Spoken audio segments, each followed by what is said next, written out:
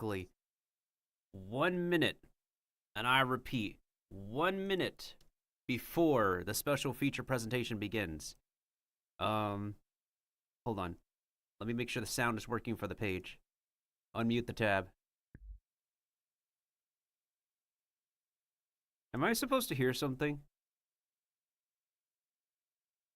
Is there supposed to be something playing in the tab? I have no idea. All I do know is that their chat is popping. Their chat is popping like always.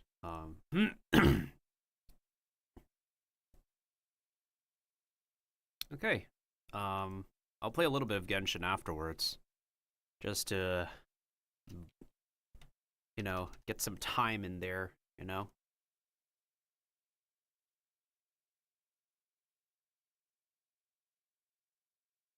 Will it be a bop or will it be a flop?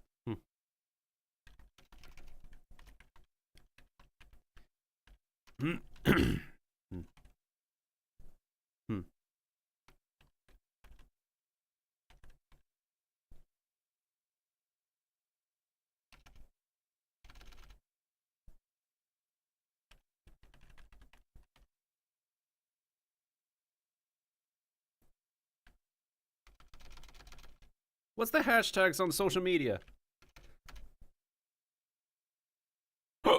Oh my goodness sakes.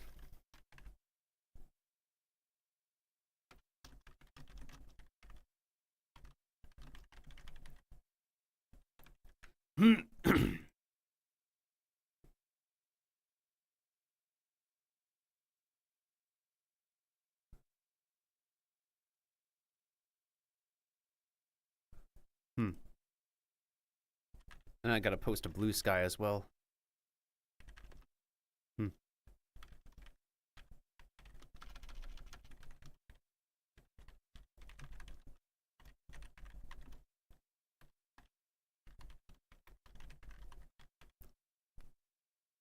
Oh yeah, hold on a second. I gotta connect to a VC. Yeah.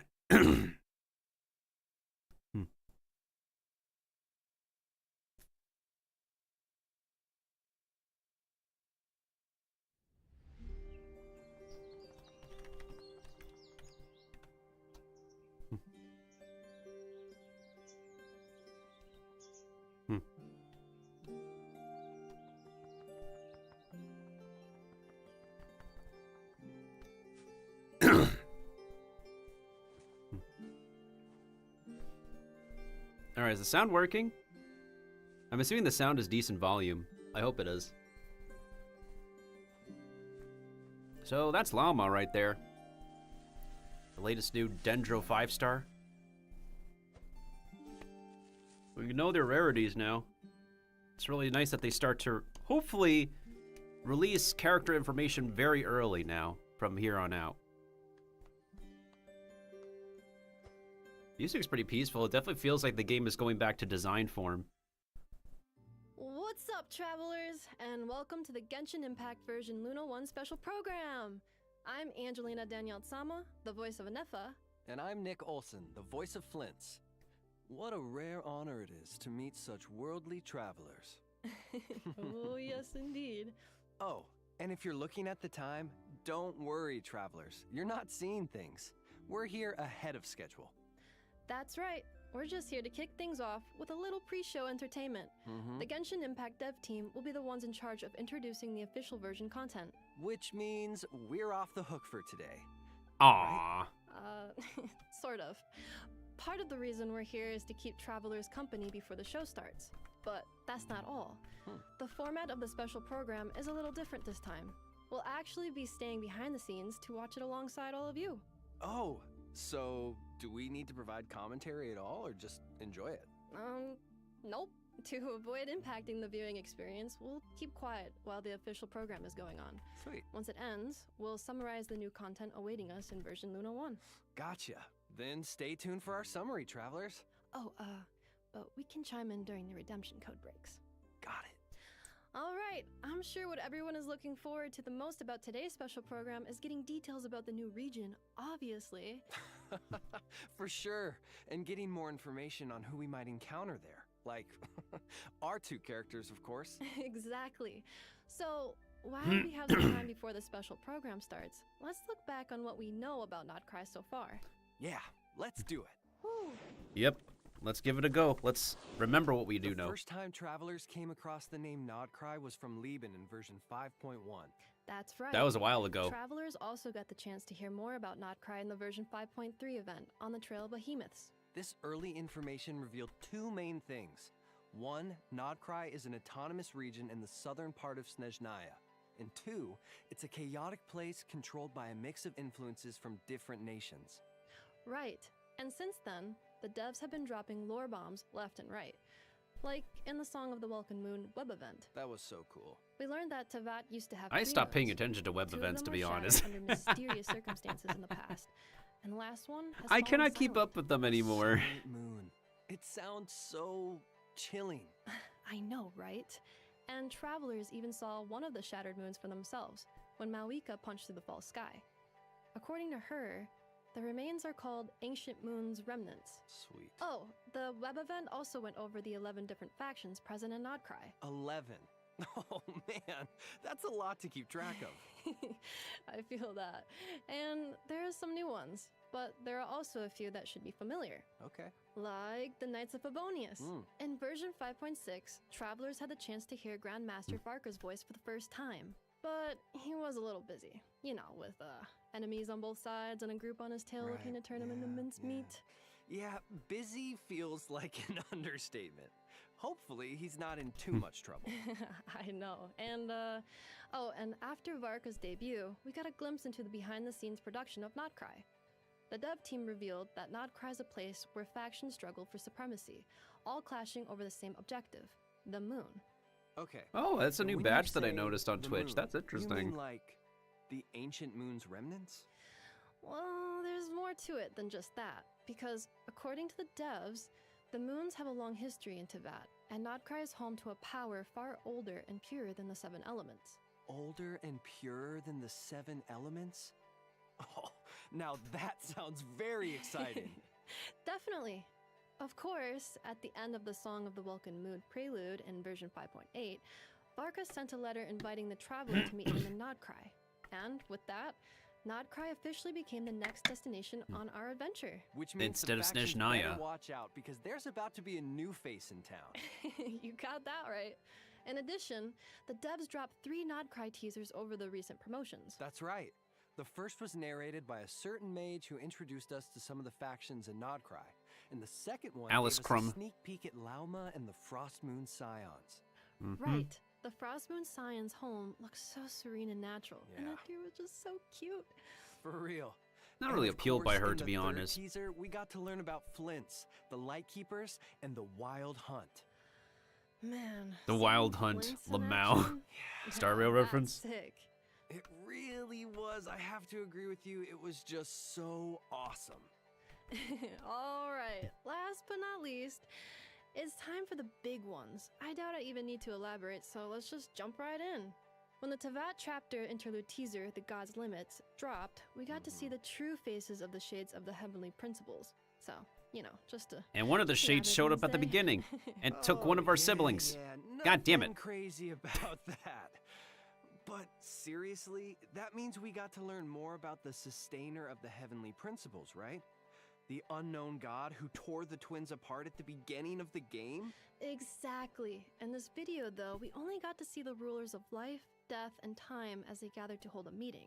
The shade from the beginning of the game, aka the ruler of space, was missing. The unknown god. Unknown no more. That's a huge reveal. Yeah, for Yep, sure. now we know Plus, something about her there at were least. A couple of important takeaways. 1. The ruler of space's whereabouts are unknown. 2. The heavenly principles are still asleep. And 3. The jester has a complicated past with the gods and some very intriguing orders to carry out in Nodcry. So tell me, what is the price of killing a god? Ah, that part Oh. just gave me chills. Well, that's a really nice voice. Killing a god. Bro, that So that has voice to is be pretty a part of the nice. Fatui's grand plan. Seems like it. Even Based if on it's an what we saw in impression. the video, we know one thing for sure. One of their goals in Nodcry is to retrieve the Damselet, another one of the Fatui Harbingers. Oh, The damselette. Guessing that means she's gonna be a key character in the events to come. It's very possible. And speaking of key characters, the Moonlit Ballad of the Night trailer gave us a glimpse at some of the major characters travelers can look forward to meeting in Nodcry. And man, that was definitely a big one. It went so hard. I feel like that trailer is something travelers look forward to every year.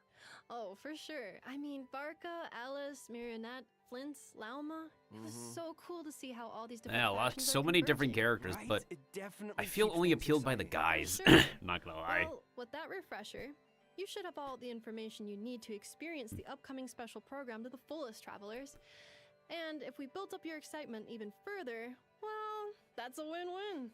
It does look like a red And string with that, conspiracy it's board, about though. That's time kind of for the two funny. of us to take a break. Coming up next, the official Genshin Impact version Luna 1 special program. Stay tuned, travelers. All right, we're on. I think I'll keep the screen like this. Is it the set piece again? Company set piece one more time?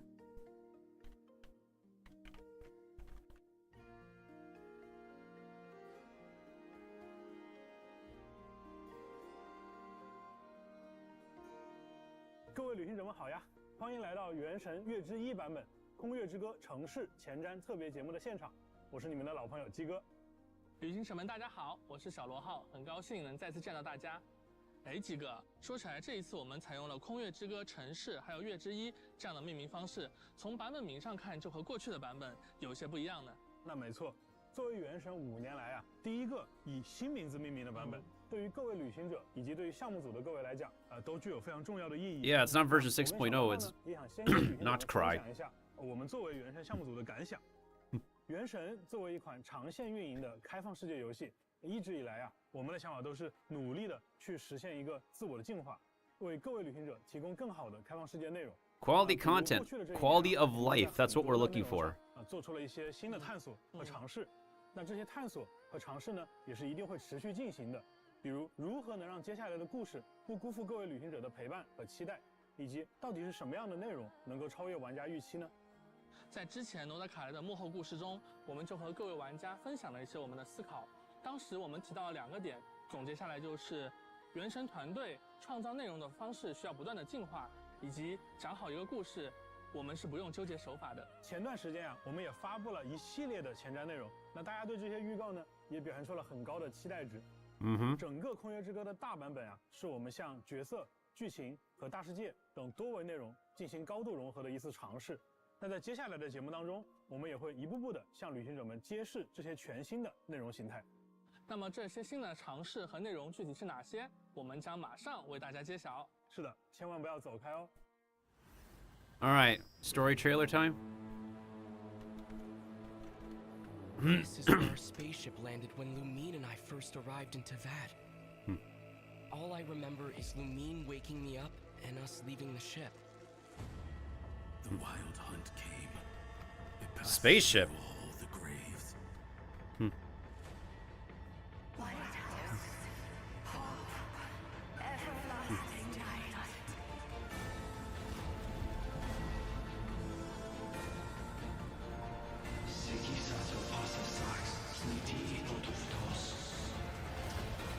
Look upon my flame.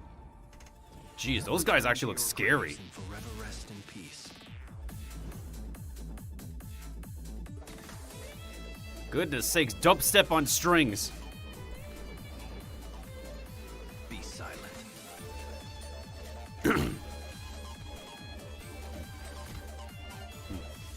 To dust. The long sleep beckons. Okay, I can vibe with this guy's animations. Viewing the world through human eyes is like looking into a kaleidoscope. This is It's definitely so complex and yet kind of steampunk-like, So kind of beautiful. Borderlands-like. Ad Astra Abasosk. Welcome to Not Cry, Dominion of the Fatui. Oh, her. Fatui. Please, here you go. And if you ever need anything else, What are you doing here, Dory? Great Lord Sanalabay, your first port of call.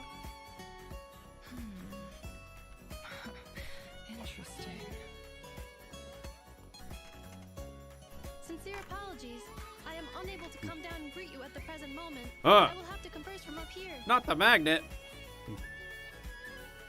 Do either of you need my help with anything? Anything at all? Hey, it's the fixer girl. After all, I'm the head of this household. Chew on this. Finally, after 5 years, they gave us a Hydro Claymore. Brother. Why did it take them this long to give us this archetype? God damn it, game. Kuvaki. It is a unique elemental force found only in Notcry, or rather, a pure, primordial form of elemental energy. They say that each of their moon chanters has had access to an ancient relic that lets them see the true past. I am still trying. That's a really to beautiful piece together zone. the many fragments of Holy the crap. past. It is the story not only of the Frost Moon Scions, but also of Those the are moons also themselves. very pretty The animals. Frost Moon Scions are the last descendants of the ancient golden realm of Hyperborea. Follow me and bask in the soft light of the moon. Oh, it's another Dendro tosser mage. Yo, the goosebumps on this song. Protect us for the everlasting forest. I'm getting actual goosebumps from that song. It Damn. is also said that when the moons shattered, most of their There is a fragments rained bunch down upon this land of thematic like stardust. Cohesion Yet, from Notcry. successive generations of Frost Moon Scions have Wait. always passed down a prophecy. Is that supposed to be a one god? day the moon goddess would return. That prophecy did indeed come to pass, though not quite. I still wish to return to the moon that belongs to me. That's not a goddess? Question mark? The Fatui built their research facility on top of the remnant over on Paha Isle, but they've had their sights set on the one here, too. The sacred relic of the Frost Moon Scions. It's been stolen. Today's encounter is merely a courtesy call, a friendly warning, if you will. I strongly advise you not to stand in the Fatui's way. The Frost Moon Scions will never hand over anything to the Fatui. Oh boy. With your blood, we shall draw an inviolable line in the snow. No irregularities detected in the duct. You're wrong.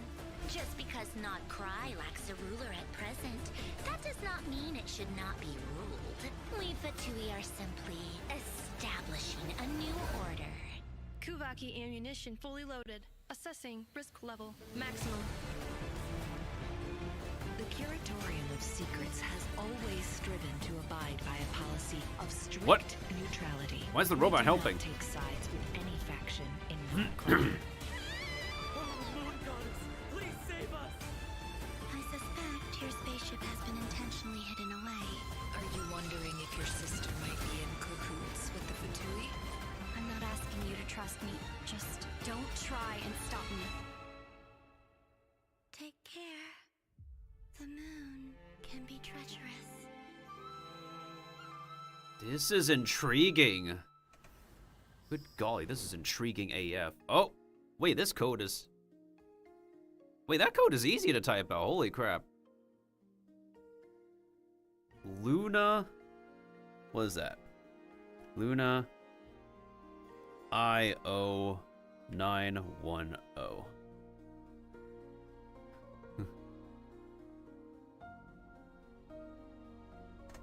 Good golly.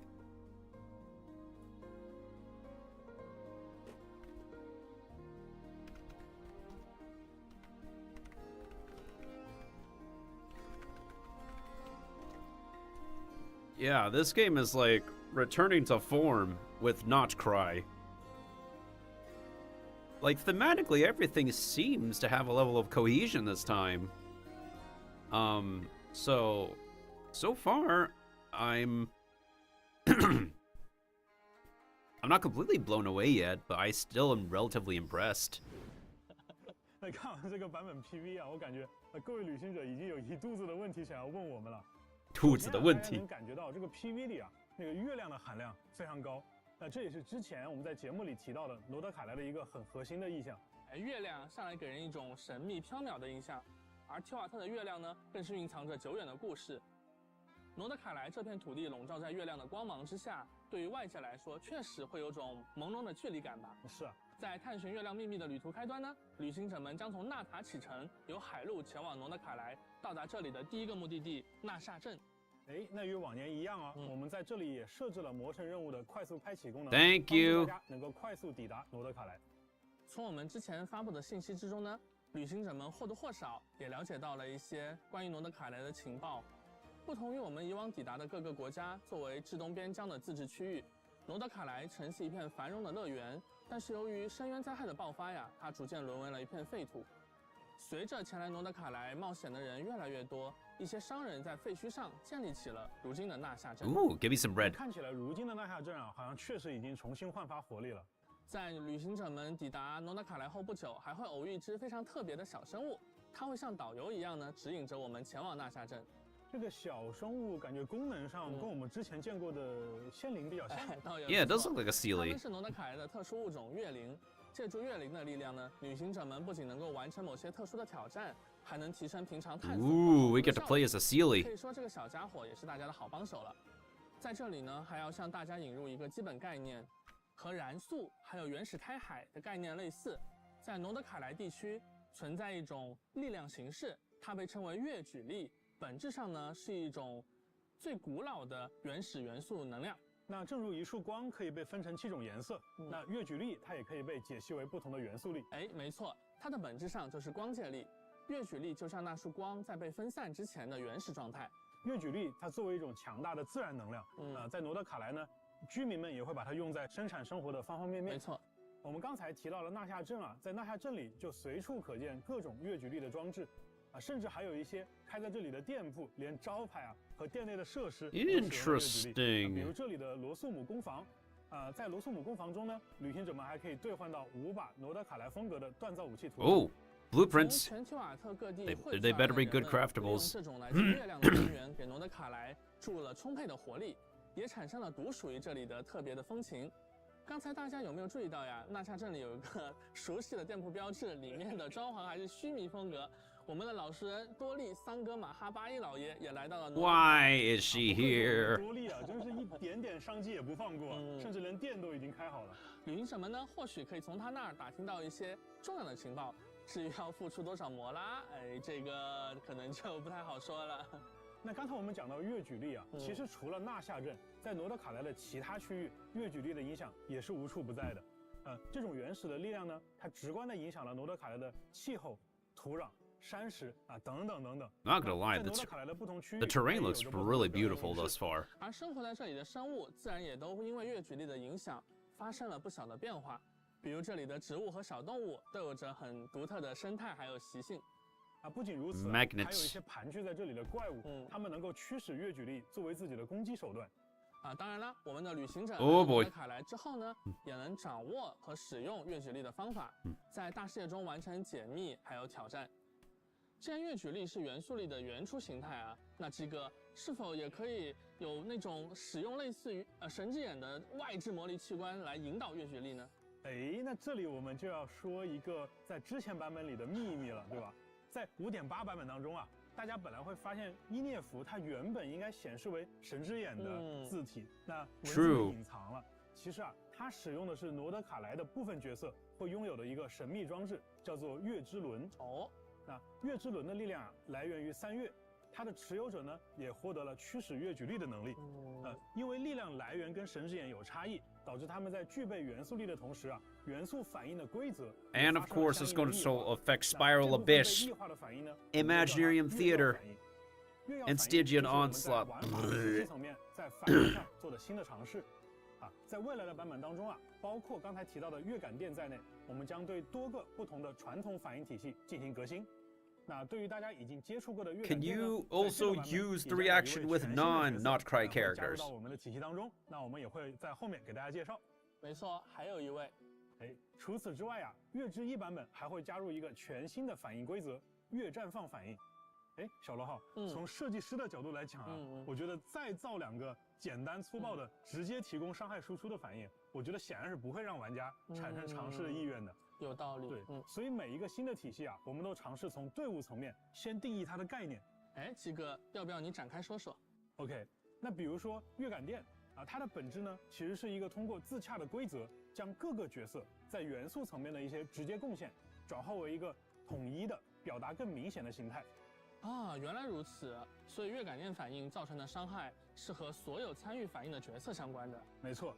那对于乐绽放反应呢，它更像是将队伍中的角色进行了一次重新分工，比如哪些角色是负责积累资源的，那哪些又是负责转化资源的，所以乐绽放体系呢，在原本的绽放体系当中新增了一条规则，也就是当队伍产生 When they trigger a bloom reaction, 积累一种名为草鹿的公共资源 they build moon stacks. 反应能力的角色，他们一方面是允许队伍积累草鹿，一方面呢又能对草鹿进行不同形式的利用。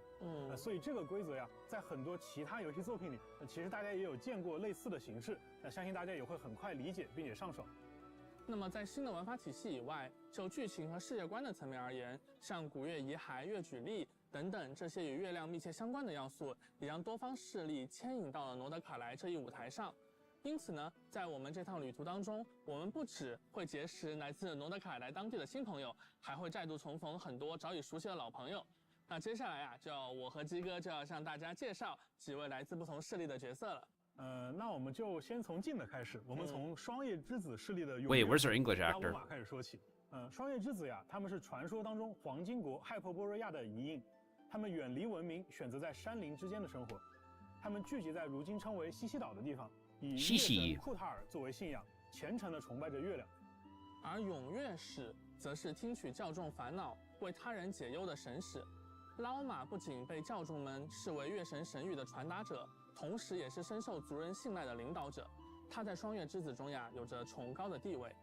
另外呀，由于拉乌玛的独特体质，他和动物们的相处相当融洽。She gets along with animals? Well, she's an animal herself. That makes a lot of sense. 还能短暂的变身成半人半鹿的特殊形态，进行快速的移动。这里就要提到我们之前说到的新的内容呈现形式。比如啊，他在他的营地当中行走的时候，那双月之子的成员呢就会对他行礼来表达尊敬。而对于在NPC interactions with characters， 小动物，由于拉乌玛自己的特殊体质啊，他对这些小动物呢有比较特殊的亲和力。对，比如说啊，这个野外的菱角鹿，它就会帮忙为队伍中的角色提供治疗。对，那还有的小动物呢，会给拉乌玛分享他们储藏的食物，甚至还会帮助我们去采集矿石。我们认为啊，就是一个开放世界，它的真实感，是呈现在角色的身份、能力以及他所处的环境之间的交互能力上。那比起只有大段大段定式的演出而言，我们认为这种融入在日常游玩行为当中的设计啊，是减少了打断感。But like, what if you don't have these? 我们将以往只能通过阅读 What if you don't have these characters, bro? 以自然的形式融合在了大视野生态当中。希望这种尝试呢，不仅能让旅行者的冒险之路更为沉浸，还能让喜欢探索和交互的玩家呀，在接触到这些细节的时候，能感受到一些额外的惊喜。没错，那拉乌玛呀，它对于月举例的亲和，不只是体现在生态交互能力上，还体现在自己的玩法设计当中。那就像刚才我们提到的一样，拉乌玛呢，它是月绽放反应的核心角色之一。根据草元素月之轮的力量，拉乌玛可以将全队触发的绽放反应转化为 Can we just like trigger these reactions without the characters? That's the thing. 队伍当中各种绽放反应的伤害。值得一提的是啊，像拉乌玛这种拥有月之轮能够支持月绽放反应的角色啊，他们各自都还拥有一些特殊的伤害手段。那这些伤害呢，也会被视作月绽放反应伤害。所以拉乌玛呀，它不仅是绽放体系当中的一个强力的辅助角色，它自称也可以打出月绽放反应伤害。Of course, why wouldn't she? 没错，那拉乌玛的元素战绩啊，可以降低敌人的草元素以及水元素抗性，而它的元素爆发呢，就会提升整个队伍绽放相关反应的伤害。此外，由于月绽放产生的特殊资源草鹿的存在，拉乌玛可以长按元素战绩，额外消耗草鹿来积累一种名为月涌的效果。月涌会为拉乌玛元素爆发的效果带来额外的增伤次数，同时呢，也会直接造成月绽放反应伤害。那七哥，除了月绽放，那之前我们旅行者们就接触过的月感电，是不是也要迎来新成员了？有的兄弟，有的。那除了双叶之子以外啊，在诺德卡莱我们也会接触到其他的势力比如大家非常感兴趣的一个势力叫做直登人。在魔神任务当中呢，我们就会结识执盾人当中一位用词文雅、有贵族气质的神秘成员，叫克里洛·楚德米洛维奇·菲林斯。That's a very long name. God damn it. He joins the complicated names list. 曾经和旅行者们简单提到过关于执盾人的故事。那是一个守护诺德卡莱自由和和平的古老组织，长久以来对抗着深渊无休止的入侵和狂烈。那执灯人这个词啊，顾名思义，离不开手里的一盏提灯。不过这盏灯的意义啊，不仅仅是为了照明，还是他们对抗狂烈的武器哦。而这一点啊，在大世界生态上也会有所表现。当执灯人的提灯靠近危险的时候，它会转变为警示危险的色彩。Only a not cry. 老道的执灯人菲林斯甚至可以听懂狂烈发出的那些常人难以理解的低语。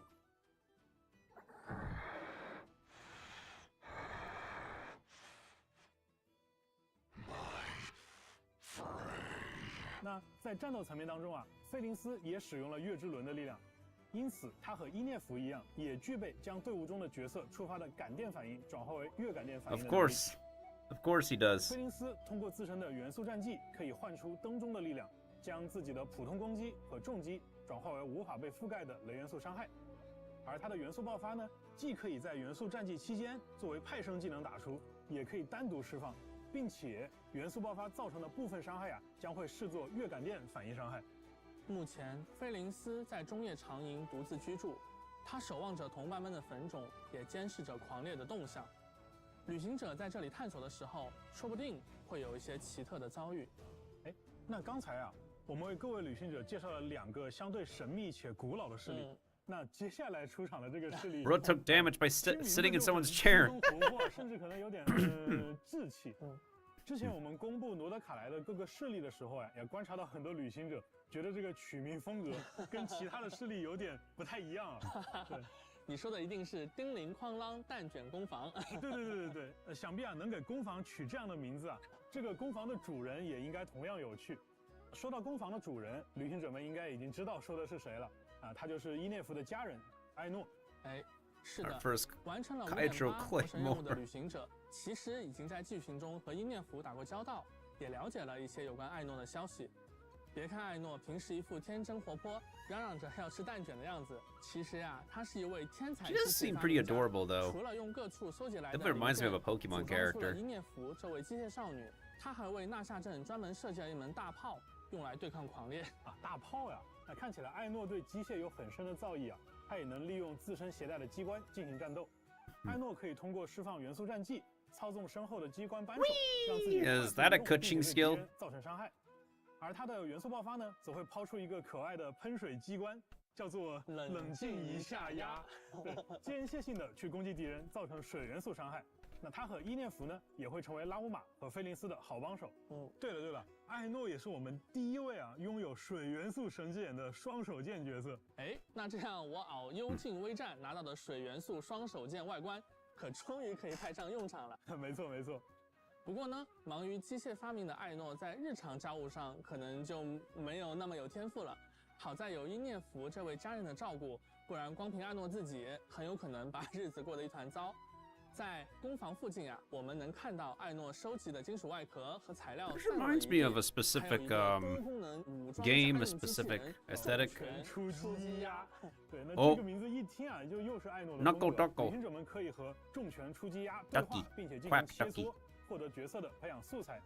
哎，那这里啊，作为新版本的生态呈现啊，和强大的敌人之间也不一定只有战斗这一个选项。那如果是艾诺或者是伊涅弗在场呢，他还能触发额外的对话选项。Seriously？ 这个我看其中一个对话选项是开启攻防秘藏。没错。那不知道旅行者们有没有发现啊？就自己队伍里的伊涅弗在好感度达到6级的时候，可以领取到一个奇异的螺栓。而在新版本的探索当中呢，也会有其他的方式获取到更多的螺栓。消耗一定数量的螺栓，就可以在攻防秘藏处兑换专属于艾诺和伊涅弗的独特道具。那拥有道具之后呢，艾诺和伊涅弗的一部分外观还会发生变化。我们刚才介绍的3位新朋友啊，都会在《空月之歌》城市的魔神任务第1幕《雪浪与苍灵之舞》中登场。而在任务开始后不久，我们就可以和艾诺相遇。随后呢，就可以直接邀请他加入旅行者的冒险队伍了。哎，那太好了。那随着故事的展开呀，我们也将会对3位新朋友有着更加深入的了解。顺便一提，在诺德卡莱的一些地方，让这些来自诺德卡莱的角色和当地的居民互动，居民们也会根据角色的不同呢，做出不同的反应哦，甚至有可能从他们身上收获一些小小的馈赠。Isn't that 不 handy? 同势力的角色的确都很有魅力啊，大家也一定很期待在新版本的魔神任务剧情当中，他们会有什么样的交集？不如请小罗浩为旅行者们简单介绍一下有关这次版本魔神任务的情报吧。好呀。首先想和各位旅行者们聊一聊的是，在这次新版本在剧情安排上会有一些变化。我们也从过去的剧情中积累了一些经验，我们意识到呀，有时或许需要打破陈规。Less yapping, more action. Please, more action. 刚才为大家介绍过的角色，像拉乌玛、菲林斯还有艾诺，他们的背景故事和魔神任务的展开密切相关。因此，在本次我们将传说任务和魔神任务两者紧密整合在了一起。这不会是一个新的陈规，而是在空月之歌城市这个版本最适合为大家讲故事的方式。比如说，在空月之歌城市的魔神任务剧情中，旅行者们将会与身为双月之子永月使的拉乌玛一同深入到对抗愚人众的冲突里。旅行者会逐渐了解到拉乌玛的过去，并对双月之子想要守护的月神产生更加深刻的认知。而在直登人菲林斯，在和他相处的过程当中，我们还会直面狂烈的威胁，在旅途中感受到直登人誓死守卫诺德卡莱的那份坚持。而空月之歌 PV 中出场的其他角色，包括愚人众的执行官木偶、月之少女哥伦比亚，以及密文馆的老板奈弗尔和他的合作伙伴雅科达等等，也同样将在空月之歌城市版本中和各位旅行者见面。当然啊，我们熟悉的老朋友西风骑士团大团长法尔加，他似乎也在纳夏镇为旅行者们。Where's Varka himself, bro? 你刚才说到了少女哥伦比亚。 Please don't tell me he's going to be a skinny model. 作为从东野鱼系就露过面的角色，在新版本啊，他的称呼也从愚人众的执行官变成了月之少女。那小罗浩今天是不是可以跟旅行者们再多透露一下其中的一些缘由？当然可以啊。那我们就要从久远的过去，夜空中曾挂着3轮明月的时候说起。对，我觉得也没有必要那么久，对不对？那碍于篇幅限制啊，那我们今天还是简要一些。从之前已经释出的信息中，旅行者们或许已经推测出少女和月亮之间有着紧密的联系。当新版本大家前往纳夏镇、西西岛这些地方的时候，还能见到诺德卡莱特有的星月神像。上面雕刻着的呢，就是曾经的少女。诺德卡莱其实是少女的故乡，是她诞生的地方。你刚才说到曾经的少女，那也就是说呢，少女被当作神明来崇拜，已经是她加入愚人众之前的事情了。Wait, what happened to the volume? 目前呀，少女出于某些原因离开了愚人众，暂时长生在西西岛附近。那既然诺德卡莱的不同势力都是为了月亮聚集于此，那么少女呢，也必然会跟各个势力之间都产生一些关系。那关于新版本的魔神任务的更多内容呢，就请旅行者们亲自前往游戏内探索了。对了，虽然在这个版本传说任务跟魔神任务进行了整合 about that. 那我相信大家肯定很关心那我们该有的奖励会不会被落下，对吧？那我在这里我在这里告诉大家就是对应的角色培养材料和原始奖励将会跟随魔神任务完成的500原始奖励一同送出，所以旅行者们在完成任务之后不要忘记领取哦。那么在剧情方面，除了上述的变化之外呢，我们还会推出一个全新的内容模块，叫做剧所，为旅行者们展现角色在提瓦特生活的种种剪影和片段。正如之前的幕后节目中和大家说过的那样，原本一些祖宗之法不可变的传说任务、邀约任务的内容，我们会尝试用更加润物细无声的方式，自然融入到这个世界的探索和交互当中，让原本的内容跳出传统的任务模块。用一种新的方式呈现给各位旅行者。既然是剧所那顾名思义，也就是旅行者跟小伙伴们相聚的场所了。是的，在剧所里，旅行者们不仅能够随时和伙伴们聊聊天，也能够推进和他们有关的大大小小的特殊事件， their everyday life 所经历的生活。在完成这些事件的过程中，逐步了解到他们所属势力的更多信息。在月之1版本，旅行者们可以和菲林斯、拉乌玛、艾诺3位角色共同建设各处的居所，比如前往丁灵匡郎蛋卷工坊，观察伊涅福和艾诺的温馨日常，到双月之子的双月之房坐一坐，和拉乌玛一起阅读流传在双月之子里的各类传说与故事，或者去前往菲林斯所在的住所，听他讲述值得人的悠久传说。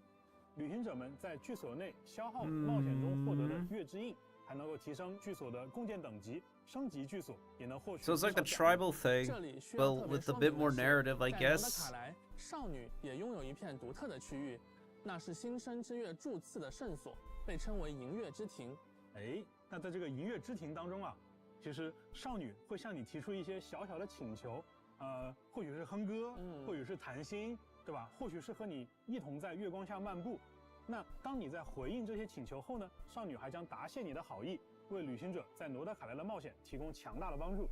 哎，鸡哥啊，聊完了新角色和新剧情，我们是不是可以揭晓？哎，旅行者们很关心的 to keep track of what these wishes are. 那这么多的新内容啊，肯定是要和新伙伴一同冒险的。在月之1版本的上半期，拉乌玛和纳西达将会迎来概率 up。不仅如此，新的极路祈愿也将在 Chronicle Wish for Sumeru? 纳西达的旅行者应该能猜到啊，这次的极路祈愿有大量的须弥角色出场。那各位关注草元素策略体系的旅行者们，不要错过。五星法器仿叶天境也将在 Nightweaver's Looking 武 Glass. 器活动起源当中出现。而在下半期，菲林斯和叶兰将会加入活动祈愿。4星角色艾诺的获取概率也将大幅提升。In Phase 2? 全新5星长柄武器血染荒城也将会出现在下半期武器活动起源当中。除了全新武器外，月之1版本更新后啊，还会增加2套全新的圣遗物：穷尽视线之夜和访月的夜歌。旅行者们可以通过挑战全新的诸生秘境来获取它们。啊，介绍了这么多内容啊，我觉得可能也需要一些时间让大家消化消化。那不如我们来看一条有趣的短片，直观的了解一下罗德卡莱独特的自然环境吧。接下来还会有我们的研发同学为大家带来罗德卡莱的生态、势力和版本活动信息。哎，补充一下，也包括大家非常关注的愚人众相关情报哦，大家请千万不要走开。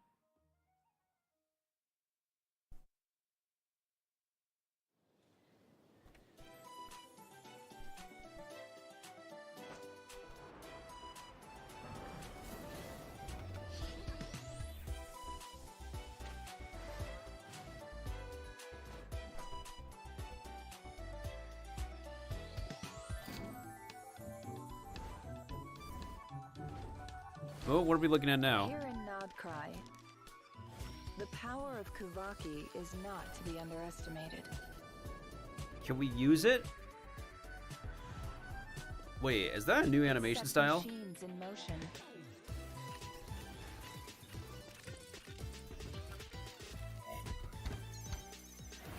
That's definitely for puzzle solving. The creatures of this land.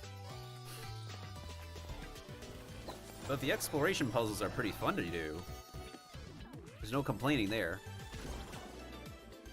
Ooh, bouncy bounces. That's gonna help a lot. Kuvaki affects everything, even the weather. It is the power to attract and repel. Like magnets. It's basically a region-wide magnet. Of course, that's just the beginning of the story. A little bit. Itching for more info? Shoes. Stop by the Curatorium of Secrets, and we can exchange stories. Hey, Angelina. What? Can we talk now? I think so. Wow, okay. That was a lot of information, wasn't it? Yeah, so much cool stuff. The dev team didn't hold back, that's for sure. Totally. From the characters to the story, there's just so much to take in. Okay, what are you looking forward to the most so far? Well, meeting the damn slut for sure. She's just so cute. Oh, so not because of her identity, the plot, her role in it, or stuff like that, just the cuteness factor? The most important factor, you mean? Right. How could I forget? Well, the lunar reactions also seem super cool. Anefa and Flint's can both convert electro-charged reactions into lunar-charged reactions, and Lauma can convert bloom reactions into lunar bloom. That's right. And since Aino is Hydro, she can help trigger both. Oh yeah, the team comp is really coming together. And everybody gets Aino, thankfully. Oh, wow, that was fast. Looks like it's time to hand things back over to the doves. They need to give like more universal not cry characters, I guess.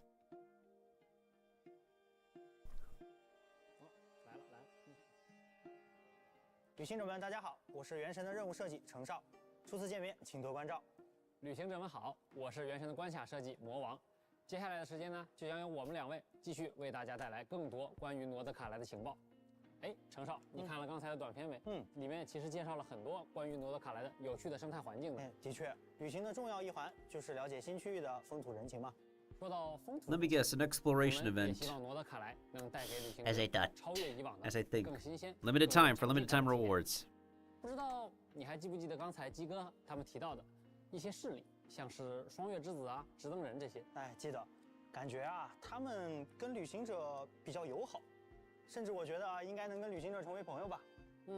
完成一些跟他们相关的任务，也可以获得丰富的奖励。For a limited time, right? 在双月之子所在的西西岛。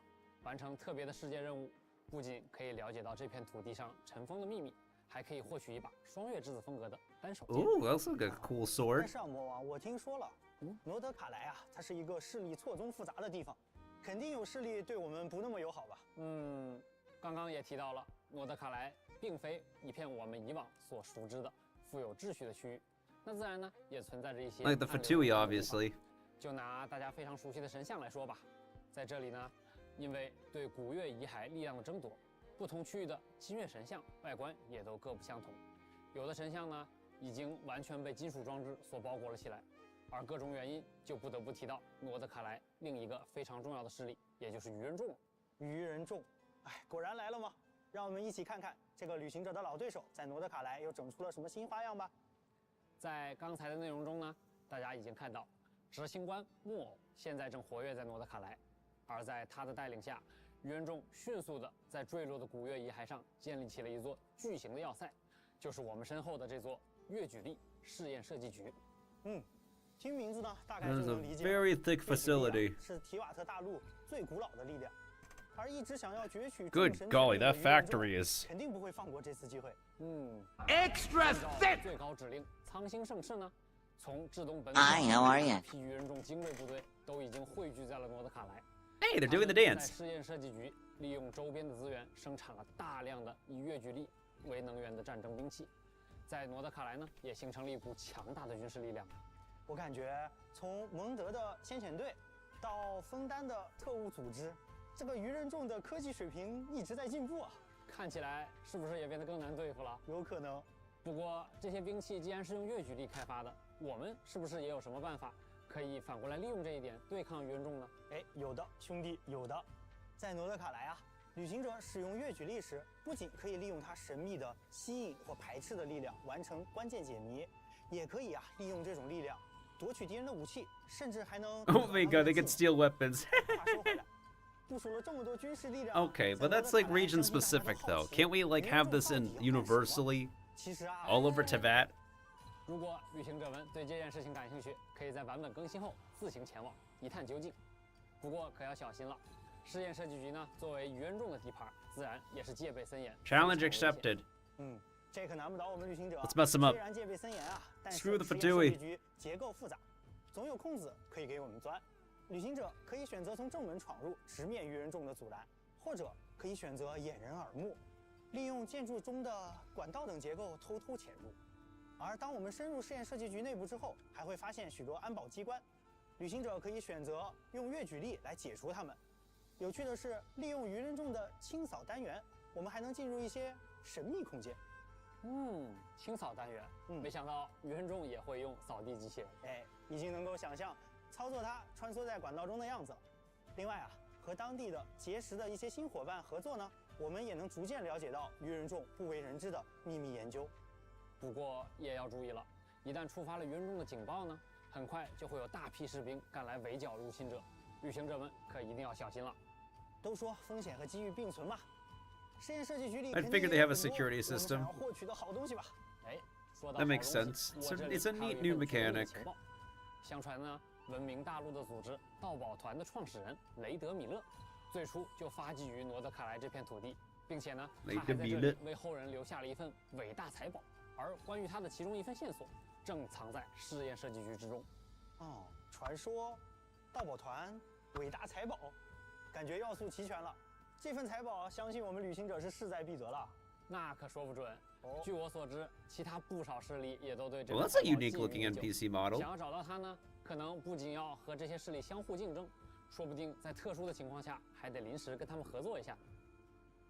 如果说刚才提到的这些势力之间呢，都是明争暗斗，那么接下来要聊到的狂猎，那就是诺德卡莱的所有生者所要共同面对的敌人了。狂猎本身是深渊在诺德卡莱呈现出的一种极度危险的形态，狂猎肆虐的地方呢，也几乎没有生命可以幸存。从狂猎的外观来看啊，应该有不少可怜人都被卷入了这种灾害。我也看到一些狂猎甚至身穿着直登人的服饰，可想而知，过去有多少人因此而牺牲了。但人们啊，其实也不会坐以待毙。直到如今，诺德卡莱的人们依然在用月举力去对抗狂猎。纳夏镇顶部的那个大炮啊，听说就是艾诺制造的，用来解决狂猎灾害的装置哦。哦，那个造型，怪不得，果然是艾诺的手笔。而专职对抗狂猎的直登人们，也从来没有懈怠过。他们一直在利用吸引石的力量，在诺德卡莱的前线奋战。甚至有过路的商人说，在野外的浓雾里，偶尔你能看到一个神秘的追逐猎杀狂猎的身影。而在诺德卡莱的其他地方，也同样存在 Road to the Virgil 需要 attack. 我们谨慎应对的敌人。他们受到环境中的月举力的影响呢，有的可以自由驱使月举力，有的则在形态上发生了巨变。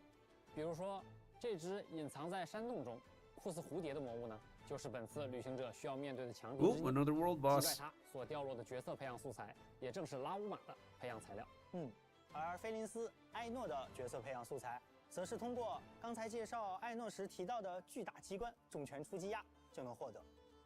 当然，除了上面介绍的丰富内容，诺德卡莱也有精彩的活动 Oh, 等 time for them to 旅行者 announce 前来体 events. 验。旅行者们不仅可以和艾诺、伊涅弗一起踏上一段和神秘机械有关的奇妙旅程，也可以完成打卡、挑战敌人等活动，获取原石、免费的4星武器在内的丰富奖励。 Wait, is that 幽静微战也会在新版本迎来更新，旅行者可以前往挑战全新的强大敌人。另外，能够限时刷取双倍圣遗物的祝圣遗俑活动，也会在新版本期间开放。 they finally released the artifact boosted event? Oh my 是 god! 一个全新的系列。活动部分，这次我们也带来了很多新东西。首先呢是豪斗旅记，从空月之歌的第1个版本，也就是月之1版本开始，旅行者们可以从凯瑟琳那里接取到新版本的地方传奇讨伐任务，还能从中获取特别头像框作为奖励。第1款头像框就这么好看，我已经摩拳擦掌了。另外呢，在常驻玩法《幻想真境巨狮》中， Oh, what about Imagineer in theater? 舞台中出现了名为越狱圣牌的特别道具。 Wait, what is 新版本 this? 该活动更新后 Collectibles? 就可以开启新挑战越狱模式，完成额外 Higher 战斗关卡 difficulty, 圣牌 another 挑战 difficulty to 还能获 cock 取 with 特 us? 别的越狱圣牌。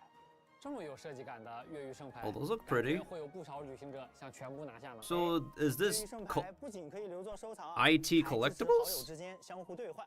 通过好友之间的互相分享，心仪的卡牌也能更快的到手。那程少，到时候如果我没有的，可要找你交换了。那得看你有没有我想要的牌了。当然，新的越狱圣牌也带来了更多的原石和道具奖励。另外呢，幻想游记也将 Oh, what about Fart Clouds?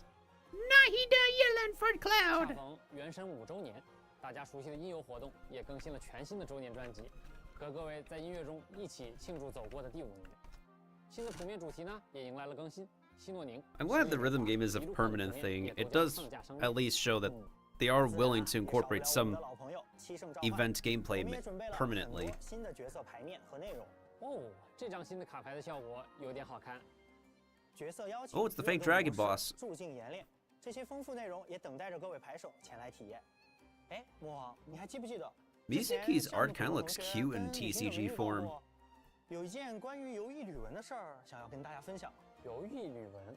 Oh yeah, what about that event where we get to 好像说是把它打磨完善以后会常驻在游戏内。 permanent? Okay, thank you. More permanent stuff. Speaking of permanent. 旅行者就可以领到一个笔记本，其中记录了游艺旅文中角色和旅行者之间的点点滴滴，并且还有一个小惊喜：领取笔记本后就可以前往到期的名神大社，在这儿也会出现一处特别的场所。想起以前每天去名神大社找巫女姐姐求御神签的日子了。About damn time. More permanent stuff. Thank you. 只要悄悄写下想要见到的伙伴的名字，说不定不久之后。 And they will keep expanding this too, since it's permanent gameplay. 不仅常驻了， So you get to interact with more characters living their daily lives. That's something I've been asking. 接下来是不是到了我期待的福利与优化环节？没错，那么也请旅行者们稍事休息，稍后将会为大家带来游戏内外的更多分享内容。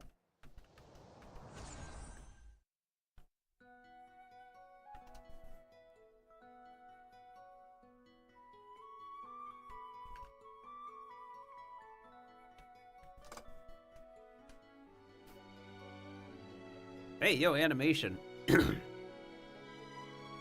Wait, what happened to her face? What happened to Llama's face?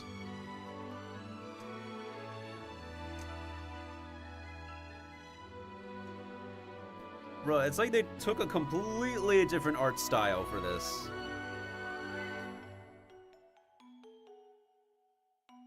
Who animated this? Bro, who animated this? It's like, it reminds me of League of Legends art style.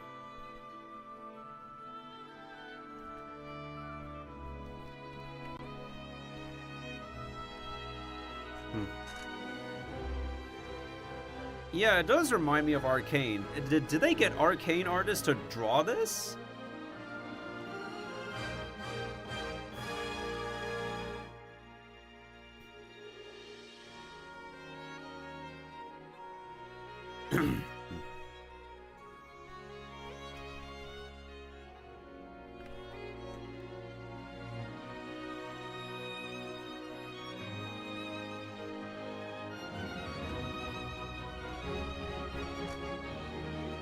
Yeah, the art style between this and Arcane is so uncanny. It feels so freaking similar. Good golly, the music though. Holy crap. This game is definitely returning to form. And that's impressed me so far. But I literally got to know more how much they polish in terms of quality of life and other features that we have. 各位旅行者，欢迎回来。这次呀，我也请到了大家的老朋友 Michael。Oh, the program should be almost over, right? 1版本的福利和优化。Or unless we have extra minutes. 哎，咋了，Michael？你这个眼神，你这个动作，是有什么心事啊 Uh-oh, Michael looks sussy. 这不该我问你吗，鸡哥？啊？5.0前瞻你都把我耍成表情包了。那行，那你来说，这次咱们怎么介绍？这段时间我收集了旅行者们从萌新到大佬的心路历程，以及他们反馈的一些痛点。待会啊，我就来考考你。哎，那我还是很有自信的呀。不管是客服的反馈啊，还是平时刷到的视频，我都还是记在心里。 Michael kind of became a meme, to be honest. 记在心里不等于立刻有办法。导演，咱们直接开始。行，那咱们看看。这回大家都知道的事，我就抢先回答了啊。好呀。Oh, is this the anniversary 首先 rewards? 是每年周年庆都有的福利。旅行者 So 20 polls, 1 elixir. 修禅之源以及启圣之城啊，没错呀。另外，我们也会通过邮件为大家发放1600原石及各种奖励。这其中还包含2个罗德卡莱风格的有趣小道具。其中的旋翼浮空气踏还可以支持旅行者和自己的好友共同乘坐。没错。Oh, that looks cute. 装备也将在版本更新后重置。另外，大家期待的周年常驻5星自选活动也即将开始。Hey, the 5-star selector is back. 有一位新面孔，来自道奇。Oh, we could get Mizuki too. Wait, and materials? 没错，你说的这些都对。今年呀，我们确实准备了这些内容。哼，怎么样？那么接下来我就要正式开始发难喽。哦，接下来才是正戏是吗？是的，我们直接来看问题吧。哇，你这是有备而来。Bro, look at all this text. 我总结出这么多痛点，这些啊都是玩家在萌新阶段比较关注的。鸡哥，请问你又该如何应对呢？哦，留在这儿等着我呢。哎，不过呀，我觉得还是要请 Michael 跟大家都放心，毕竟啊，比这些还多得多的反馈。我们 Yeah, you got all this feedback, but 呢，我们也准备了一批优化。Yeah, put the QOL, put the QOL up. 看看你的设备上现在多了些什么。Show us what we got. 让我看看。冒险阅历获取途径更多，那就是等级提升更快了。对，这个游戏内的教学感觉确实是很直观哦。But only in this version, though. Why not permanently? 门槛降低是什么意思？哎，且是身手啊，是我们每次推出角色的时候都会有的一种教学关卡。现在我们对它进行了一次优化，也就是当旅行者们已经拥有某位角色，并且在之前呀也通关了他的且是身手活动的时候呢，在新的且是身手活动上线的时候 Oh, that's convenient. So if you own the character, immediate rewards. 那感觉第3条也很方便呐，不错不错。哎，鸡哥，那最后这条多人游戏难度下调，这有什么说法吗？哎，这个我也必须解释一下啊。 Lowered co-op 当中啊，寻求多人游戏组队的旅行者，其实有很大一批，他并不一定能够单独挑战游戏中的强敌高级秘境。That's right. 我们默认设置的这个多人难度的调整规则呢，其实是以大家都有独立挑战的能力。Oh hell no, not really, no. 导致他们在联机抱团取暖的时候啊，有时候会遭遇更艰难的战斗情境。 因此，我们在新版本之后呢，下调了大世界以及部分材料产出秘境。That's how it should be. 哎，确实啊，过去呢， Well, 带同事 it helps for a lot of people. 翻车一下。哦，原来你也有这种情况。是的，但现在的话，带同事过本就更有效率了。But then it got good. 我好像被你带跑了，这才说到哪？继续继续。那接下来我就要为和我一样的老玩家说说话了。 好呀，其实我们玩了好几年原神，期间也遭遇各种大大小小的问题。相信这些问题啊，我不说，你心里都应该有数。那对于我们这些老玩家，你又准备了哪些惊喜呢 Okay, yeah. What veteran players? 那我当然。What do we got? 等一下，等一下，我还没说完，我觉得还得单独再提2个事儿。还有单独要提的。是的，很重要。 Come on, let Michael cook. Let Michael cook. 体力。哦。虽然之前啊一直都有优化。 比如5.8版本优化了一些，但是这么久了，还只能用40点体力合成一次浓缩树脂，另外还要去抓金蝶，还得合成，真的很麻烦啊。麻烦，对啊。第2个圣遗物，每年我都在提这个，今年我还得提。比如我刷了好多圣遗物胚子，啊，看起来好像有用，但又不敢把它合成或扔掉，只能存着，生怕哪一天用上了没了。 弄得我现在都爆仓了。的确，那 Michael 说的这几个问题也很具体啊。除了萌新玩家以外，我们也在为提瓦特的老玩家们准备一些优化内容。那在这些优化内容当中呢 ，Michael 你刚才的问题都是能得到解决的。要不，我们继续看看？哎，等一下，鸡哥，我作为同事还得提前劝你一句啊。劝我啥？ 没有优化好的东西，你不要硬说。Let it cook, let mine cook. 最后还不是我想办法去收拾。哎，这个你不用怕，不用怕。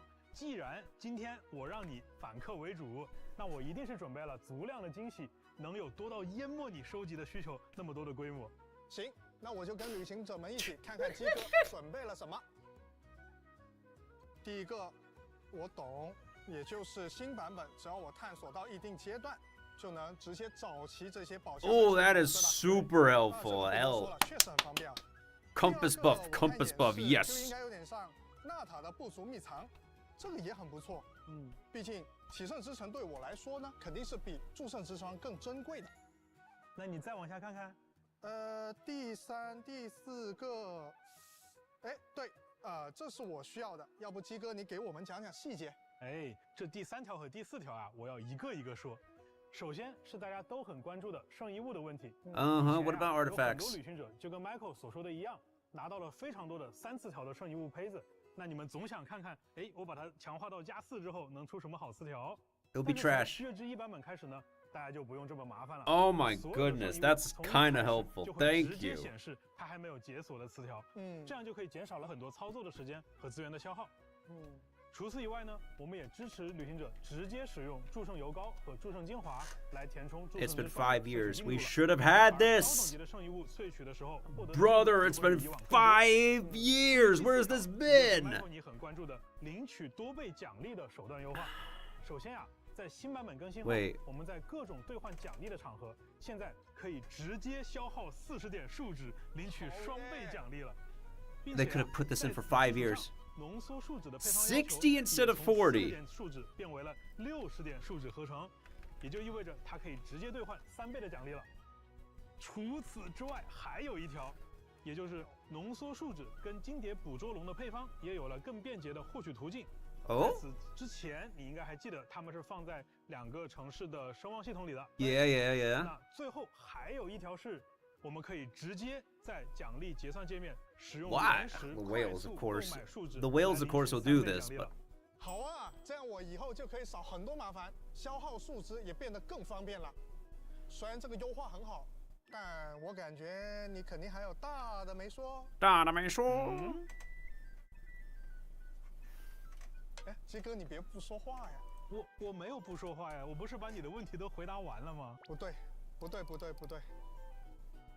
这一集我看过，你肯定马上就要从椅子上拿出一摞卡片让我挑了。这回真没有 ，Michael， 我实话跟你讲，真没有。确实啊，我今天准备的东西啊，比你们想象的要多。Yeah, there's no cards or something. 今年我们不搞小卡片，我们换一个形式。那接下来呢，我就和旅行者们一起来看一看，在空月之歌版本，开发组的同学还 Show us what do we got? Is the game feasible for everybody? 如果说刚才我们聊到的东西算是玩家预期当中的福利跟优化，那么接下来我要说的就是玩家嘴中的祖宗之法了。祖宗之法也要变了吗？没错，首先。从月之1版本开始，在未来的5星角色卡池开放的第1周，所有的天赋突破材料和武器 Oh my god 将完全取消。I mean for a limited time. Okay. 这样的话，我抽完角色就可以立刻拉满了。没错，就是在这一周的任何时间，你都可以刷取任何自己想要的材料了。还有另外一个好消息，旅行者们在领取周年自选5星角色的同时。我们还会同时奉上所选角色的直升60级材料。Michael， 你还记不记得啊？之前我给大家承诺过，就是这个自选5星啊，是一个每年都有的奖励。Yeah, I was gonna say there's mats with the 5-star selector. Interesting. 很多后续入坑的旅行者啊，如果没有赶上这次周年庆，就会完全错过这个奖励。确实是哦。对，所以这一次为了让新版本期间刚刚入坑的玩家也能够顺利获取这些角色。这个自选5星活动的开放时间呀，也会做相应的动态优化和调整。具体的详情呢，也请大家去关注后续的。Are they extending the 5-star selector or something or what? 说未来任何时间都是入坑原神的最佳时机了哦。是呀。不过鸡哥，我觉得虽然这些都还不错，但像我这种全勤的玩家来说，感觉也还好。还好。确实啊，对于全勤玩家而言，你基本上都能拿到，对不对？好。那接下来的内容就没有这么简单了。那下面这一条福利啊，我们用老办法 ，Michael 让你用设备亲自现场体验一下。好，我看看。啊，又是让我现场抽卡。没错呀，鸡哥，这次我看。Okay, what's up with the gacha this time? What? 是普通的祈愿吗 What are they doing? 看吧。抽10个。我抽到了梦见月瑞希。不过这个角色我已经抽满了。这不相当于5折抽卡吗？别着急啊 ，Michael， 你仔细看看最后抽卡。What is that on her icon？ 除了常规的内容之外，还有啥？等等，这个无主的命星是什么东西？我记得原本只有25星辉啊。没错，那这就是接下来呢，我要为各位介绍的一个重磅内容。More gacha show. What's this? 当玩家重复获取超过命制作需求上限的5星角色时，就会获得这个道具。鸡哥，这个道具有什么用啊 ？Yeah, what are you supposed to do? 这个道具的作用就是提升你队伍当中任意角色的等级上限，最高可以直接提升至。Wait, what? 啊？那 Wait, what? 我不是可以选择我任何喜欢的角色进行加强了？没错，而且把角色 Pass the level cap? 意味着它有更强的基础属性。Wait, isn't that kind of pay to win? 也会有更强的基础效果。原来如此。但是不对哦。哪里不对了？我过去抽了不少的溢出角色，那我不是亏爆了吗？你的意思是说啊，过去抽到的溢出角色拿不到这个无主的命星，对呀，对不对？放心，亏不了你。这次的改动时装之后呀，我们会一直追溯旅行者所有的抽取记录，并将对应数量的无主秘星直接发送给各位旅行者。大家也不用说刻意攒资源到月之1版本再抽卡了。等等，所有？没错，指的是从开服到现在的所有吗？对。太好了，那我岂不是能拿到不少的命星去升级？以后啊，我可以拿到这些命星。Bro, that's gonna make floor 12. 炫耀了，我溢出的部分也终于有用了。不过我想啊，90级到100级，那按照以前的惯例，我岂不是要准备海量的经验书跟摩拉吗？哎，这个呀，你也不用担心。虽然说这项操作只能对已经90级的角色使用，但是相对应的啊，角色的当前等级和最大等级是会同步提升的。也就是说，不需要准备额外的经验书和摩拉。Okay, that's good that we don't need extra stuff. 不会吧？哎，什么不会吧？真的。哎，鸡哥， like that will definitely help with floor 12 and other challenge modes. 今年的福利和优化力度好像是更猛了。比如像你刚刚说的这个无主的命星从开服开始追。Tracking all the pulls from launch, that's crazy. 哎，这样说吧，我经常听到一个说法，我相信 Michael 和旅行者们也经常听到啊，叫做元神不想赚钱，对吧？但是倒也不至于这么不想啊。陪了我们走了这么久的旅行者，应该都能知道，这么多年下来，原神的生产成本已经远远超出一个常规游戏的规模了。原神这个作品的价值 ，Yeah, and the quality of stuff has gone down since the beginning. 现在 IP 和玩法上，也就是角色、故事和乐趣本身。所以借由这样的一个想法，接下来我们还有一项福利。还有福利？没错。What do you got to tell us? 福利也是出于刚才 Design philosophy 考量，为了见证玩家和角色以及故事的牵绊，由开发组的各位共同为旅行者们献上了一个新的玩法。Oh, UGC, right? The UGC. 例行修远。Oh, not. 在例行修远系统当中，旅行者在提瓦特的一举一动都会被铭记，而提瓦特的命运呢，也会因此与你产生共鸣。Oh. 这将会允许你和你已经拥有的某位角色之间 What are they? 产生一次更强烈的牵绊。因此 A constellation? A free constellation event? 啊，没错，在新版本当中呢，我们将会率先开放部分角色的命星获取，玩家最多可以在1年当中 For a 5-star? 例行修远玩法，可以最多额外获取4个5星角色的命星。我确认一下，我们今年不仅送一个常驻5星，只要玩家愿意，他还可以获得4个限定5星吗？虽然鸡哥你嘴上说不是，但我觉得你这个不想赚钱的刻板印象是要坐实了。那毕竟嘛，原神它也不是一个常规意义上的游戏作品嘛。那我们的很多决定呢，事实上其实带有一些理想主义色彩。Oh yeah, probably like a lot of idealism. 很惊人的商品，那大家其实更想做一个能够给玩家、时代乃至历史留下痕迹的作品。那这个目标呢，肯定有它赖以生存的很物质的一部分，当然也有它能够延续至今的理想的一部分。那我们看到会有些人他比较针砭我们物质的部分，那也会有些人去称赞我们理想的部分。但是对于开发组的大家而言，不管是物质的还是理想的，都是原神的一部分。是的，没错。发行团队和研发团队一样，我们初衷都是希望能在原神中持续为各位旅行者提供更好的游玩体验。那么不久之后，我们也将迎来原神的5岁生日。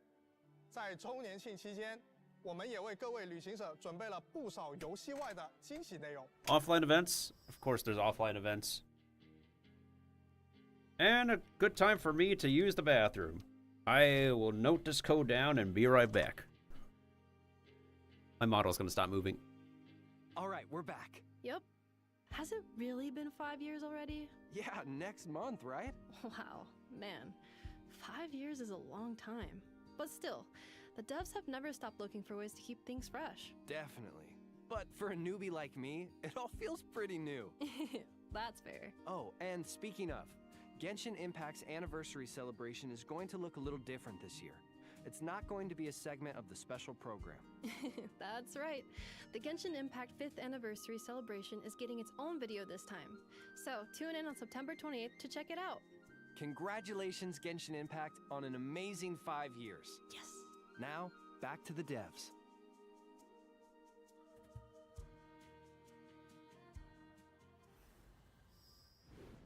旅行者们欢迎回来。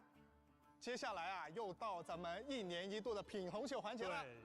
不知道今年的罗德卡莱音乐会现场又将有哪些特色的民族乐器呢？是呀，那 Michael 你还记不记得去年纳塔交响乐的现场啊？那看得大家是热血沸腾啊！是的，而且 Okay, I'm back. 我们的主题曲音乐，每次在大家 What about music? 完魔神任务之后，回头再听啊，都能发现其中蕴含了非常多主线故事有关的讯息和细节。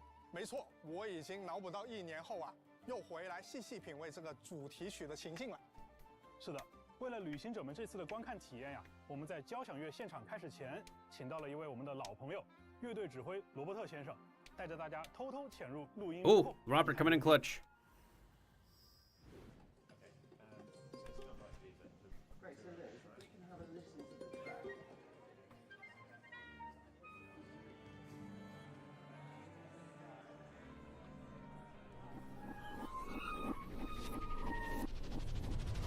That's a big setup. Holy crap. And we're back at Abbey Road Studios.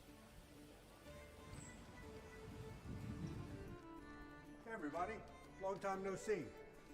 Today, I'm going to take you on a behind-the-scenes look at the music production for Genshin Impact's Nod Cry. Let's go take a look. Here we go, click from 5.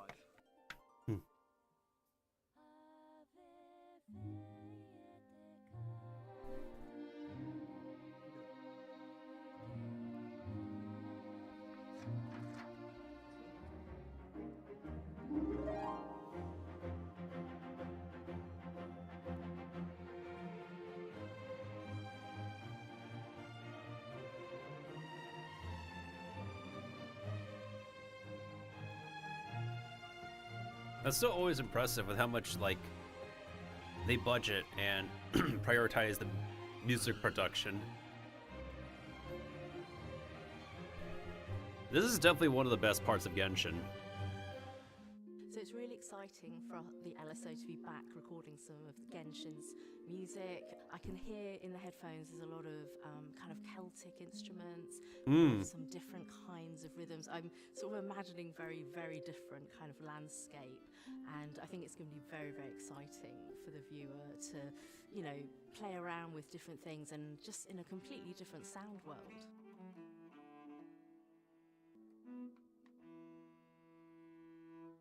Well, it's very clever writing. These soundtracks always are. So we've had a lot of kind of exciting, energetic, rhythmic stuff, but we also had some really beautiful melodies. We've got some folk instruments just in our cans at the moment, so we haven't heard those live yet. And we've been playing along with them, and there's lots of quite sort of folky melodies, and that's always really fun to play. 27. That A, maybe now it is a little lower. Well done.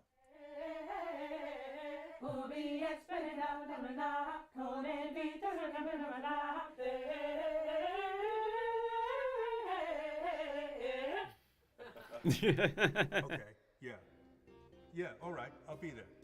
Okay, bye-bye. Sorry guys, but I have to go to Snezhnaya right away for some important business. So I'm going to hand over to my good friend and great conductor, Ben Foster, for the live concert. Best of luck, Ben. Thanks, Maestro. Really appreciate it.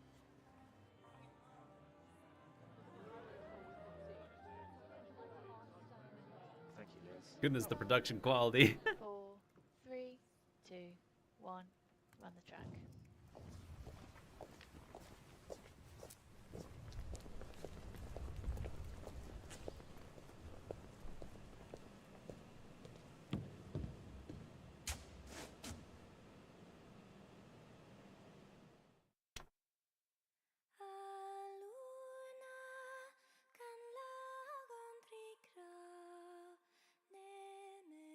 In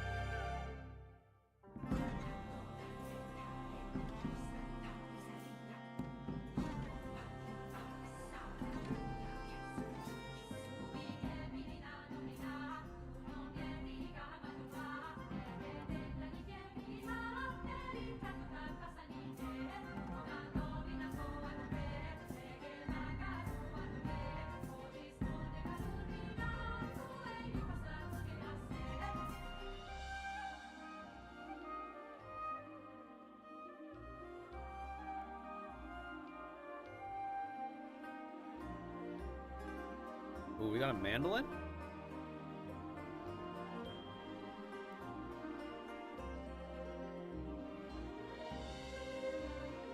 As a former strings player, I'm always impressed by the string section performance.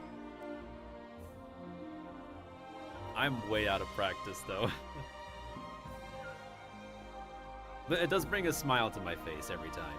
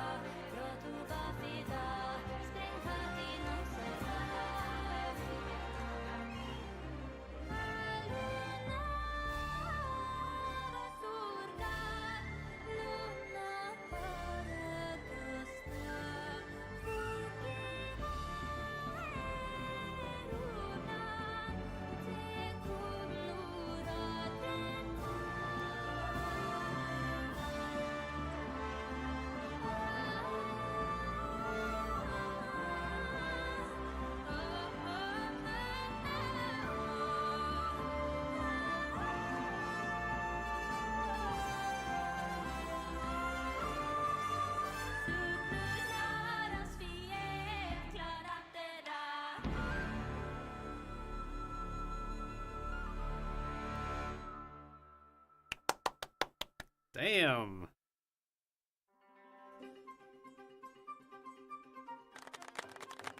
Oh, combat track time. Yeah, this is combat pace. This is combat tempo.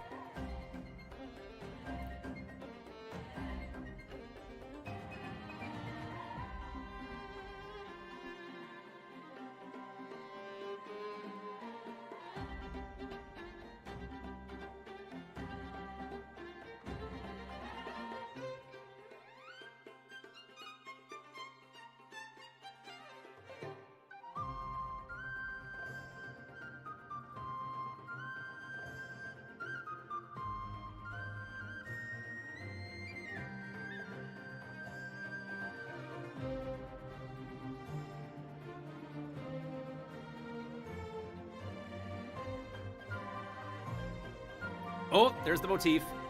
Dun dun dun dun dun dun.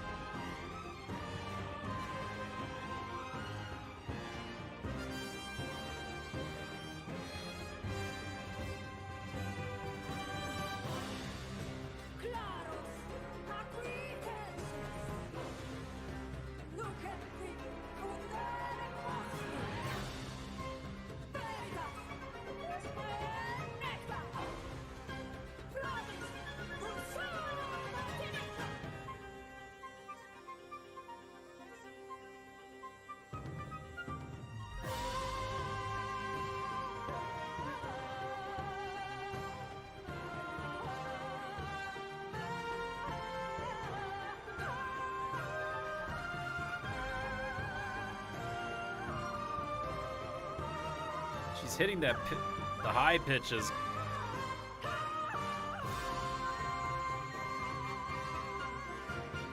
That's always impressive.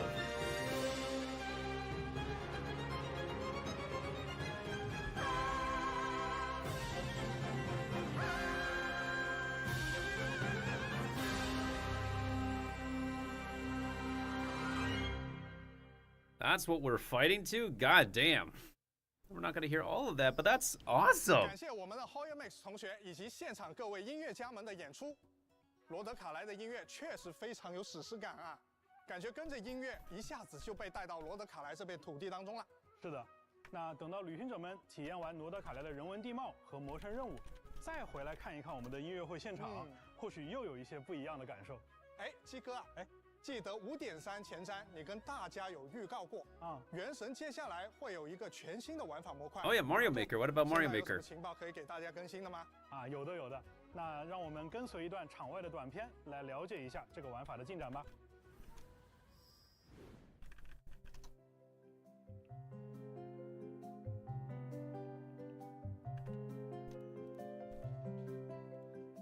大家好，我是《原神》千星奇遇设计师、系统策划牛腩。我是《原神》千星奇遇设计师、技术策划土豆。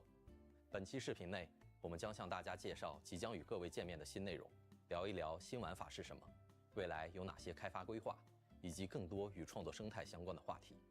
让我们立刻开始吧。千星奇遇将是一个由旅行者主导的游戏世界，在这里，游戏创作者能发挥无限创意，自主开发出所有能想象到的玩法。游玩者也能够畅快地体验这些独特有趣、充满想象力的新鲜内容，并结识到更多志同道合的伙伴。模拟经营、派对游戏、对抗竞技、冒险闯关，大家能想象到的一切玩法都有机会在这里 This is going to be so wild. 我们为创作者打造了一个强大的玩法编辑器——千星沙箱。编辑器中开放了原神几乎全量的玩法功能与资产。供创作者自由调用。 This is gonna be wild, dude. 提供了强大的图形化编辑功能，来灵活地支持各种玩法结构。创作者可根据设计需求灵活配置关卡类型、Good golly， 将构想中的核心玩法、系统机制、美术表现等要素按照逻辑一步步串联起来，制作独一无二的游戏内容。大家也不必担心上手成本，在创作过程中，我们将提供配套的服务支持，包含阶梯式开发教程的创作者学院。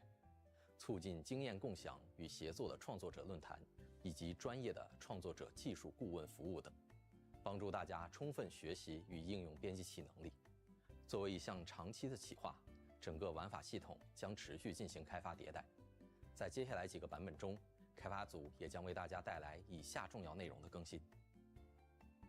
Open 大家也注意到了，在未来呢，我们还为创作者准备了全新的收益体系，玩法的制作品质和受玩家们欢迎的程度都将提升创作者的回报。我们对创作者的期望只有一条，那就是不断创作富有创意且正面积极的游戏玩法。我们诚挚邀请有灵感、有创意的游戏开发者加入千星奇遇，将奇思妙想化为现实。这将是一次崭新和大胆的尝试，一个个源自创作者的灵感火花，或许将开启新的游戏纪元。期待与大家一同前往探索充满无限可能的全新世界。 Goodness sakes. The editor looks so powerful. Oh, we can even build a custom character for it?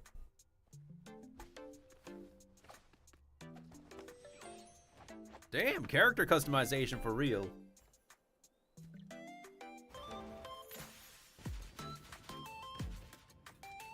Oh, we can build a cooking game in Genshin. Or a tower defense. Or a freaking soccer game. Or football, as they say. How powerful are they making this tool? This is beyond expectations.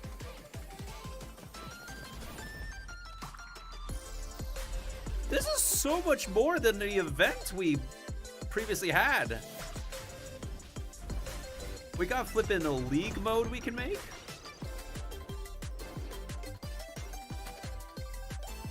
Third-person PvP mode? Oh my. Bomberman mode? Plants vs. Zombies?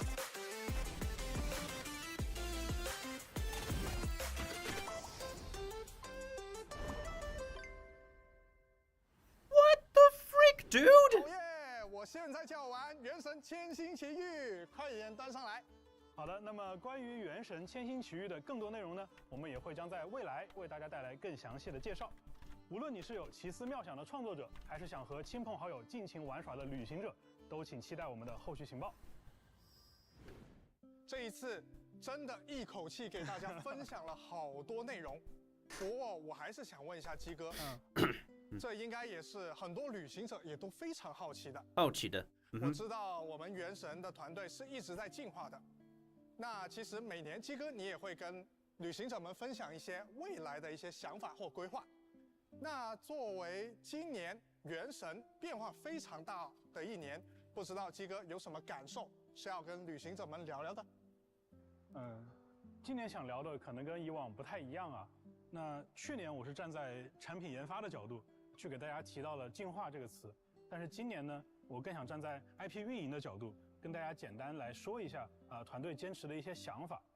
那原神是一个致力于创作长线内容的游戏，那我们希望呢把这个 IP 运营10年、20年甚至更久，但是这要求我们首先就要保持持续不断的创作热情。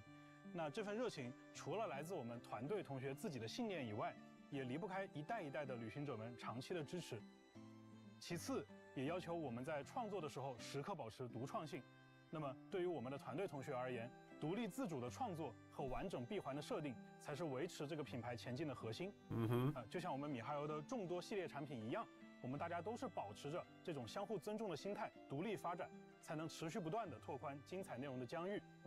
那原神的团队也会一直秉持这样的理念，一直 Well, 走 it'd 下 still 去。 be nice to get, some 的确 systems from other 作为一 games. 款长线运营的游戏， You know? 我代表全体 To hope 原 it's 神的 quality of 发行 life 团 and 队 longevity. 也希望能够在更长的时间尺度上陪伴各位旅行者。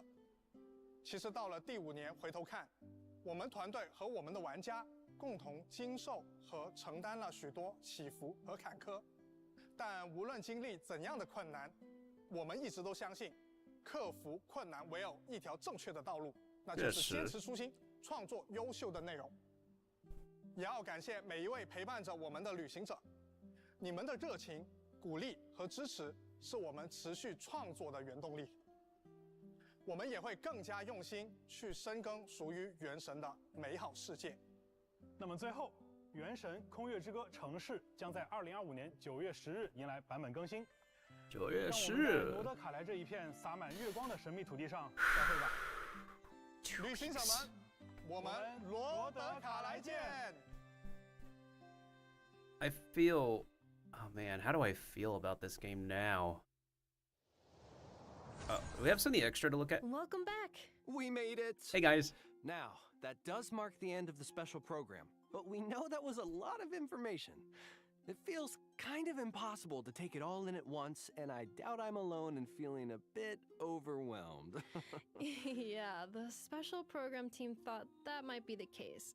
So, that brings us to our second job here today. In this segment, we'll go over the main takeaways from today's special program, so travelers have a quick and concise overview of what to expect in version Luna 1. Okay, so All right, TLDR version. I'm ready to summarize. That's great. Okay, let's start with Notcry itself. Right. So, like the devs mentioned, Nodcry lies on the edge of Teyvat and is more susceptible to abyssal invasion because of it. In fact, the whole region was once a wasteland because of these clashes with the Abyss. But the merchants of Nodcry chose to rebuild from the ruins, and that is how Nasha Town came to be, which should be the first place travelers end up after venturing into Nodcry. And just like we talked about at the beginning of the program, the moon is a major aspect of the Song of the Welkin Moon as a whole. Under the influence of the moonlight, Nodcry is filled with an ancient kind of elemental energy known as Kuvaki. Yeah, and it looks like this power is indispensable to almost every facet of life in Nodcry. That's right, and some people can even wield Kuvaki for themselves. These characters have moon wheels, which are different from visions because their power comes from Teyvat's 3 moons. Pretty cool. And, with the power of Kuvaki, certain Nodcry characters can trigger unique lunar reactions. Exactly. And Why does it have to Lunar be- Charged in version 5.8, and Lauma will introduce another new reaction, Lunar Bloom. That's right. Lauma is the moon chanter of the Frost Moon Scions, which does make her a very important figure in the tribe. She's the one her people look to for leadership and guidance. As for her abilities, she can communicate with animals and transform into a deer. Plus, in combat, her Dendro Moonwheel allows her to convert bloom reactions into lunar bloom reactions. Her elemental skill can decrease enemies' Dendro and Hydro resistance. Of course Holding it her does. skill consumes Verdant Dew, which is created when team members trigger lunar bloom reactions, and grants her stacks of Moonsong. Then, with her elemental burst, Lauma consumes her stacks of Moonsong to increase bloom reaction damage. Sounds like she's a great support for Lunar Bloom teams. Next, let's take a quick look at Flint's. In terms of first impressions, Flint's comes off as a polite, dignified Lightkeeper with an almost aristocratic air to him. Of course, as a member of the Lightkeepers, Flint's fights for the safety of Nodcry, using the ancient power of his lantern to fend off the wild hunt.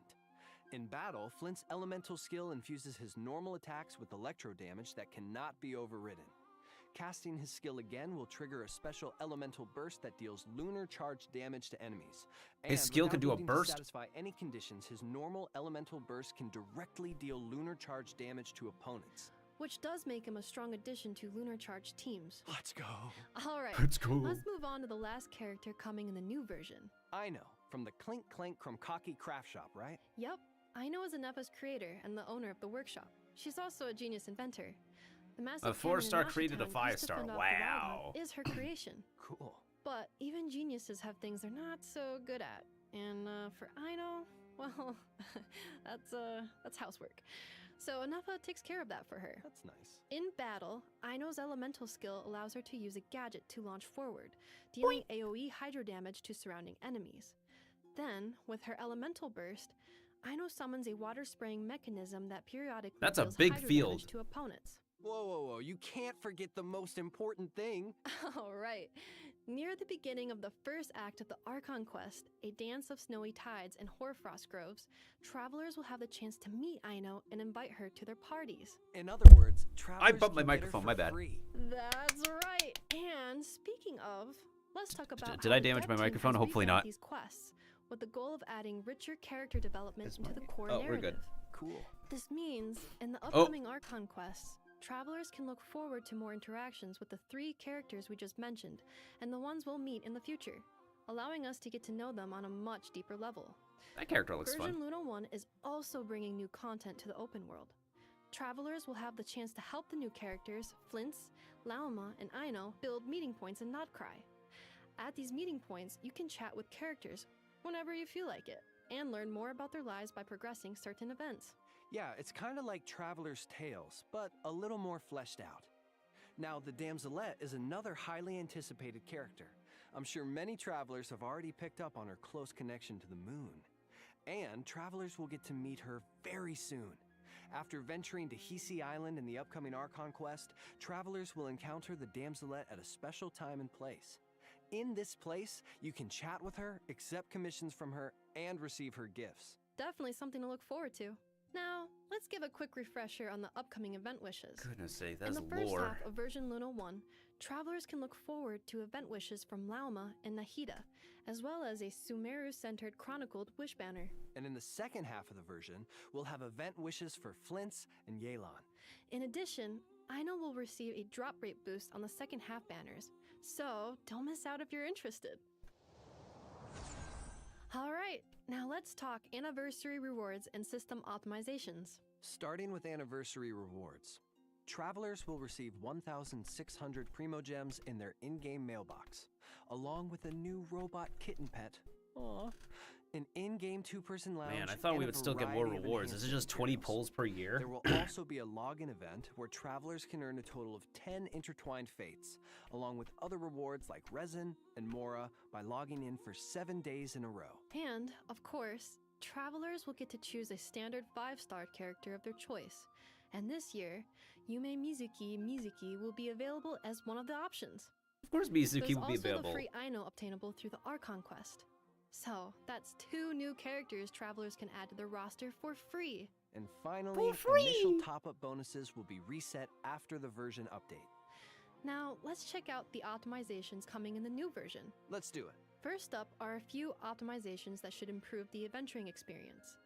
Adventure XP gained from exploration is being significantly increased. For example, collecting oculi will now grant adventure XP. More tips will be added to characters' trial run stages. Yeah, and there are also a few optimizations geared towards veteran travelers. Starting in version Luna 1, travelers will be able to obtain harvestable materials from the Battle Pass, making it easier to build and level characters. The devs have also expanded the number of team lineups that can be saved, making it easier to have a team ready for any scenario. More team lineups, okay. There's also a big change coming to the artifact system. After obtaining a 3 substat artifact, travelers will be able to check the hidden 4th substat, which should make it a lot easier to decide if an artifact has raising potential. In addition, travelers will now be able to directly consume 40 original resin to claim rewards, and the recipe for crafting condensed resin will now cost 60 original resin. All in all, this should give travelers a break from constant crystal fly farming. Wow. Of course, these are just some of the optimizations coming in version Luna 1. More information will be available across Genshin Impact's official accounts. Next up, let's go over a few perks coming in the new version. First, when a new 5-star character or weapon receives a drop rate boost, the corresponding talent ascension material and weapon ascension material domains will be open every day for the next 7 days. Only for 7 Second, days. On top of the free standard 5-star, travelers will also receive materials to raise that character to level 60. And here's another major piece of news. In version Luna 1, once a 5-star character 690 reaches their pulls. maximum constellation level, additional constellations obtained for them will be converted into Master List Stella Fortuna, which is an item that can be used to raise characters past the level cap to a maximum of level 100. For example, if you have a standard 5-star at C6, you could select the same 5-star from the anniversary event, I have earn a no Master List Stella Fortuna, at and C6. use it to strengthen a different character. Plus, That's so pay to travelers win. who have obtained excess constellations in the past will receive an equal amount of Masterless Stella Fortuna in their in-game mailbox during the new version, which will give certain travelers the chance to start leveling their characters right away. Wait, Last but not least, got C6 travelers died. can look forward to a new long-term event in version Luna 1 to temper thyself and travel far. The objective is to reach weekly progress goals by completing daily commissions and spending resin at least 5 days a week across a 12-week period, or the duration of 2 versions. Travelers can earn various rewards for their efforts, including sanctifying elixirs. But most importantly, this event will give travelers the chance to earn a constellation for certain designated 5-star characters. For more detailed information and oh my event god. guidelines, keep I an need to eye out see for who future needs the announcements. constellation. Of course, we've just scratched the surface Good of all the golly. exciting content coming in version Luna 1. There's so much more to discover in-game, so be sure to check it out when the update goes live.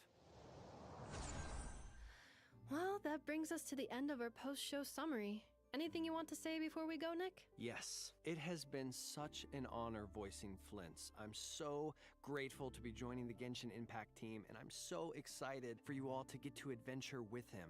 I look forward to seeing an army of light keepers out in Nodcry. I'm really excited for you, Nick. And I also can't wait for Nefa to reunite with Aino. I mean, their dynamic is just so cute. They've been apart I too love it, long. and I'm excited for everybody to see that. Yes, I agree. And this was just a brief overview. We didn't even touch on Nodcry exploration or the Genshin Impact Miliastra mode coming in future versions. So all that to say is, this is just the beginning. Just the beginning, but it's definitely the end of today's special program. Wow. We promise. I'm Thanks for sticking with us, travelers. Thanks everyone, and happy adventuring in Nodcry. See you there. Oh, and don't forget about the Genshin Impact 5th anniversary celebration video dropping on September 28th. Okay, that was the last thing. I'm serious this time. Don't miss it. Bye. Bye. Boy. And there's the calendar. All right, what do we have in terms of the event calendar? Event Wish, 17-day event starting on the week of the release. Hi, how are you? Rewards. Artifact event at last after 5 years. A web event going on. I don't really care about Stygian Onslaught. A moonlit. Okay, hold on a second. We can actually look at this freaking event calendar. All right, so what's on the calendar? Over the first, we have the first week. Wait. Wait. Okay. The way they format this calendar is absolutely confusing my eyes. I'm sorry. It is very okay.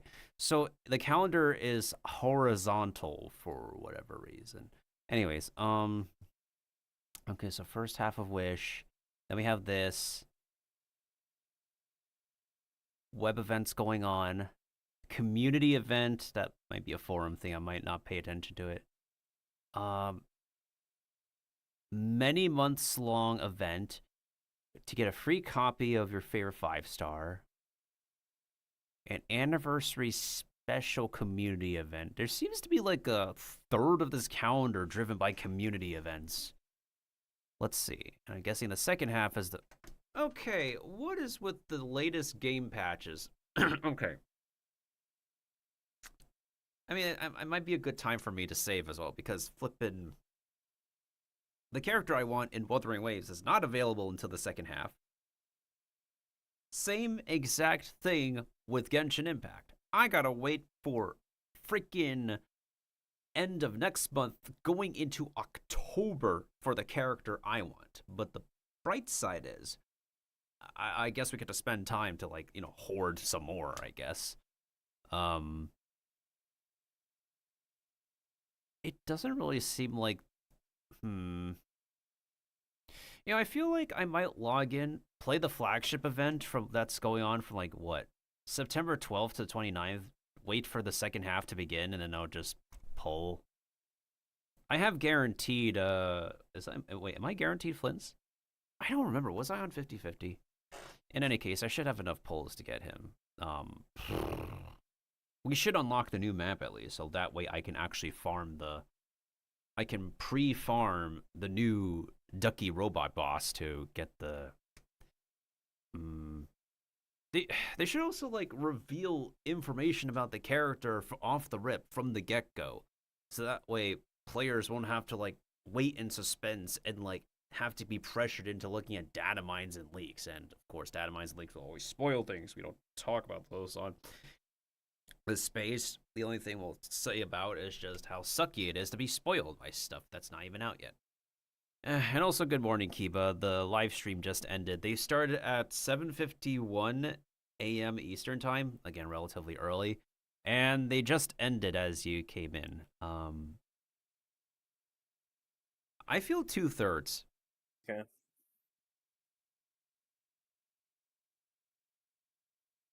Hey, what's up, Kiba? Looks like it's all over the place.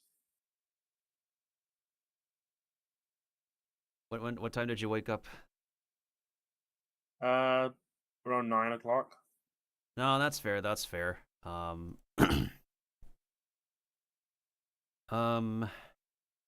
only just have, like, a bunch of mixed feelings. Only, like, really more excited for, like, stuff they got working on behind the scenes that's not out yet. Of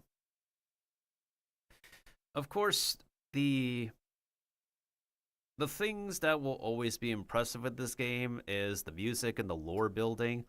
And it does feel like the game is kind of going back to its roots in terms of thematic design, which they need to go back to the they need to go back to the roots. They kind of are, in terms of, like, thematics. Keep the quality of lives, but go to the roots. But keep the quality of lives they have, but go to the roots. You know what I'm saying? Well, that's only on the design stuff, but not in terms of mechanics. That's the thing players want the most, is, like, stuff mechanically to be universal throughout the entire game. Yeah, like, you can't use all the stuff in the latest area and in the older areas, you know? The speed boost and all that stuff, or, you know? That's not been addressed. The only thing they've addressed is, like, nerfing co-op difficulty when playing with other people, as well as, for a limited time, get account progress boosting when you're playing during the new patch. That's it.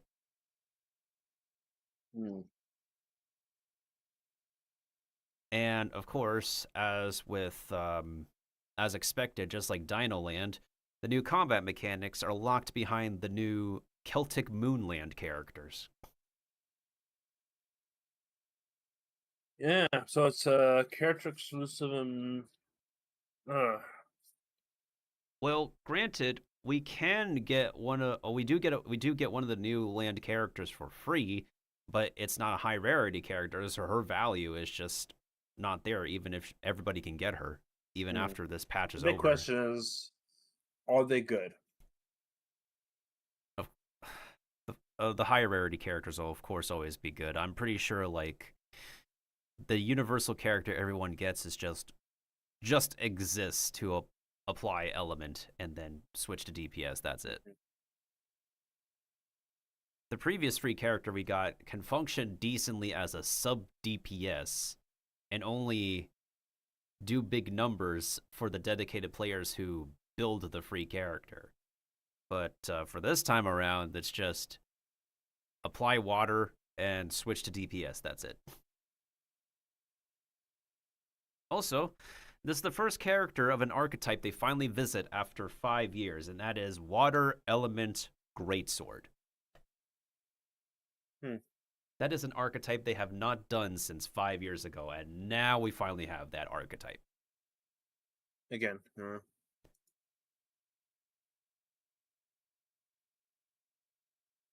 Crazy. But there's a lot of things in Genshin Impact where elementals use special abilities. You know, like I think it's possible for people to summon their Earth Pillar. All that, so hopefully they get that stuff all integrated for the game, you know? Yeah, they need to address, like, right now it just seems pretty apparent that, like, it looks like they're gonna boost every single react. I don't know if it's every single reaction, because, like, when we got to Grassland, Middle Eastern Grassland for the first time, they gave nothing to wind and earth. So grass literally has 0 reactions with the wind element and the earth element. And they gotta give love to the other elements, like make everything coherent with each other. Yeah.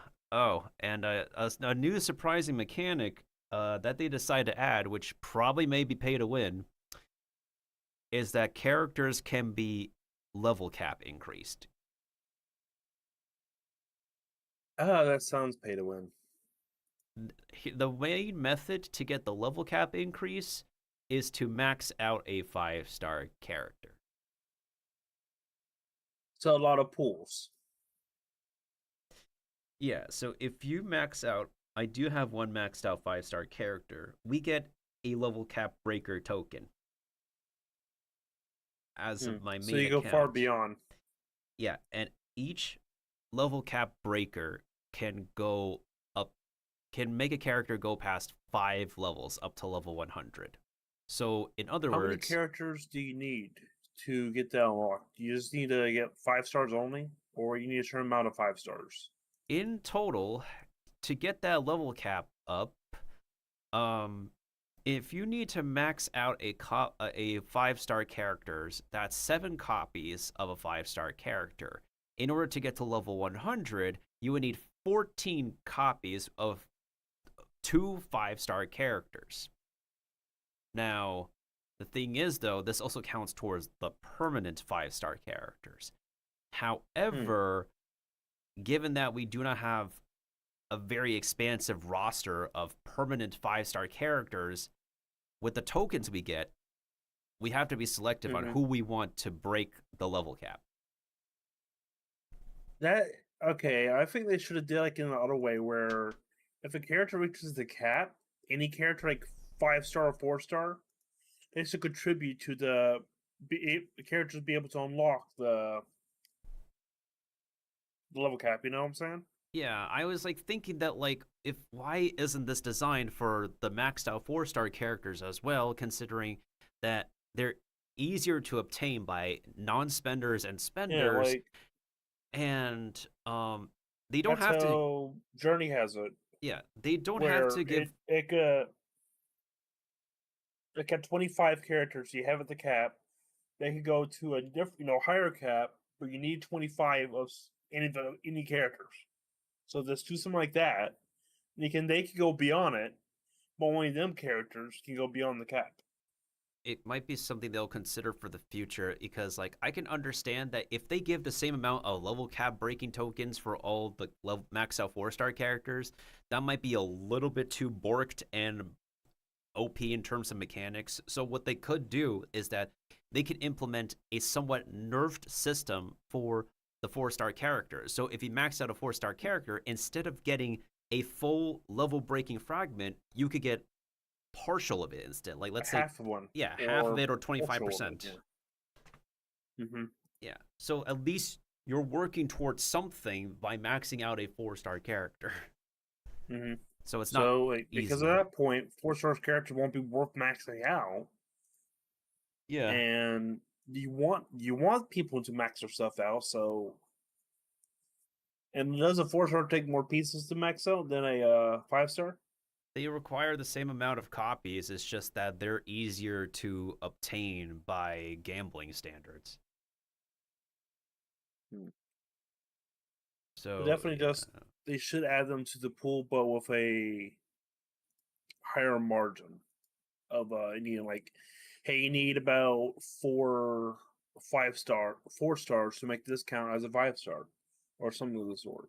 Even when an account gets the level cap breaker, they're not going to. They have to still be like very selective as to like which character they want to like break the level cap first and stuff. And most likely, like a lot of people will gravitate. That's the word. They will gravitate towards getting their main DPS character up there in order to do better damage in the high level challenge modes that will require way too much time out of people's hands in order to get minuscule rewards. Wait, so does the game have PvP yet? Genshin? There's no combat PvP. There's only minigame PvP. Technically TCG is the PvP. Like so until the game actually does something like Tower of Fantasy, where it actually has PvP, I doubt it. I doubt they're gonna do. I think it won't be, in layman's terms, classified as pay to win because you're not. Yeah, it's still skill based because we're also gonna get a user generated game maker mode where people can literally make whatever game mode they want. And from the trailer we've seen, it's really crazy that people can make potentially a tower defense, a serve 'em up dining game, a flippin' and it will be permanent, right? It's a permanent new game mode that also introduces the guild feature into Genshin. I'm happy they made something like that permanent, They need. Yeah, it's they don't it needed that.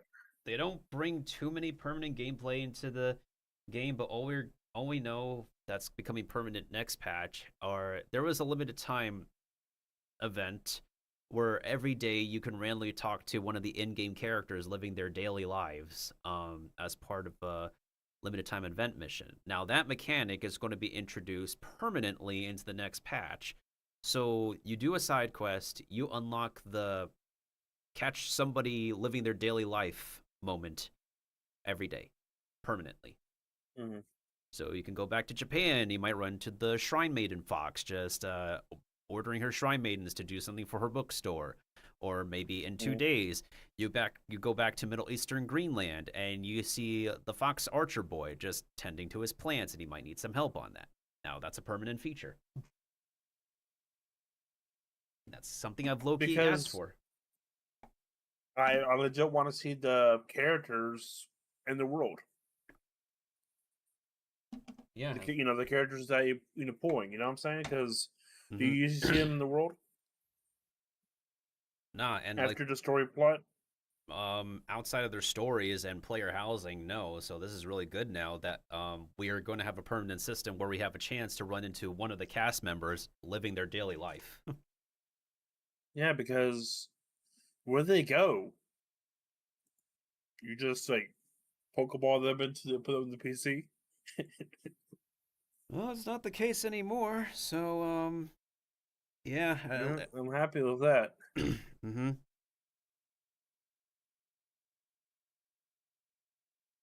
As far as anything else goes, in terms of the overall thing is that like it's a mixed feeling in general at some of the mechanics they implement permanently versus limited time. Of course, there's a lot more limited time stuff, which is weird. So, something that Genshin has received criticism on is why do their resource dungeons run on a schedule? And I've also played a different game where that's literally the same thing happening, which is Marvel Strike Force. We couldn't be able to farm everything that we want every single day in Marvel Strike Force too. So like in WoW, they have it set so you have this. So this is raid day, everybody. So we're going to do this once a week. We do it well. That's how WoW does it. Yeah, and so what they do as a remedy for Genshin is that in the first, I don't know why it's just the first 7 days. Literally the first week, only the first week for a featured character banner, the material domains will be available 24/7 for only 1 week. And that's when you grind it out. Yeah, but you can't guarantee your entire player base is like. You can't guarantee 100% of the player base is available 24/7 the very first week of a featured event character to farm for them.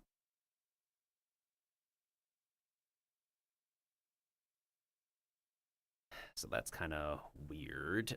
Like on the one hand, it's like a similar mechanic with the returning event where you can literally farm anything for your first 1 to 2 weeks if you come back to the game after a long time. But at the same time, it's like it's still limited time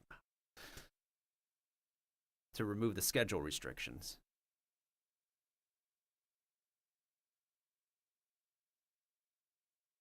Yeah, just still 7 days is not enough either, I think. Yeah. To get everything. And the one thing that they also finally regave the game after 5 years, not only one of the missing character archetypes, but they finally gave a boosted double drop event for equipment. Nice. For the artifact system, which should have been in the game from the get-go. No idea why it took this long. Maybe because people really wanted it now? Wink, wink. People have like wanted a lot of stuff in the game for like ages. And it's been like, I know there's a motto that goes like better late than ever, but it still feels mixed overall. Since all this stuff is popping out, I bet they're trying to get people keep getting back into the game, you know? There's all this stuff's popping out, like left and right, with the mechanics, all that. Yeah. So, and just like with Dino Land, people can just jump right into Celtic Moonland right away as well. Yeah, so they have to complete the whole story just to do it. Previously, because like well, completing the whole story is for limited time rewards that are story gated. So I'm imagining it's something that will be a permanent thing going on since Dino Land. As far as I'm aware, like jumping ahead is nice since everybody's always going to get the new characters. Jumping ahead is always a good feature.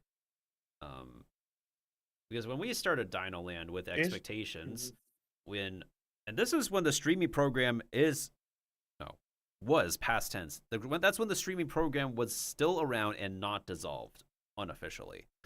Do you think it'll be brought back anytime? I have no flippin' idea. They've given zero confirmations on anything. The last email I got with the last free rewards I got, I pretty much believe that they're done giving freebies to their non-official creators, and they want to only give rewards to their official creators.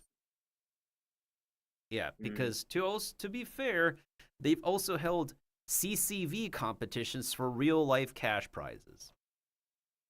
So maybe that was a big investment that was not worth it for them to give away a lot of money for this CCV competition for their non-official streamers. I had a gut feeling that they maybe might have dropped too much money for these CCV competitions they held every season of the streaming event. And they regretted it, I bet. Yeah, and it's like, yeah, the company doesn't really lose a lot of money for doing some rewarding incentive stuff.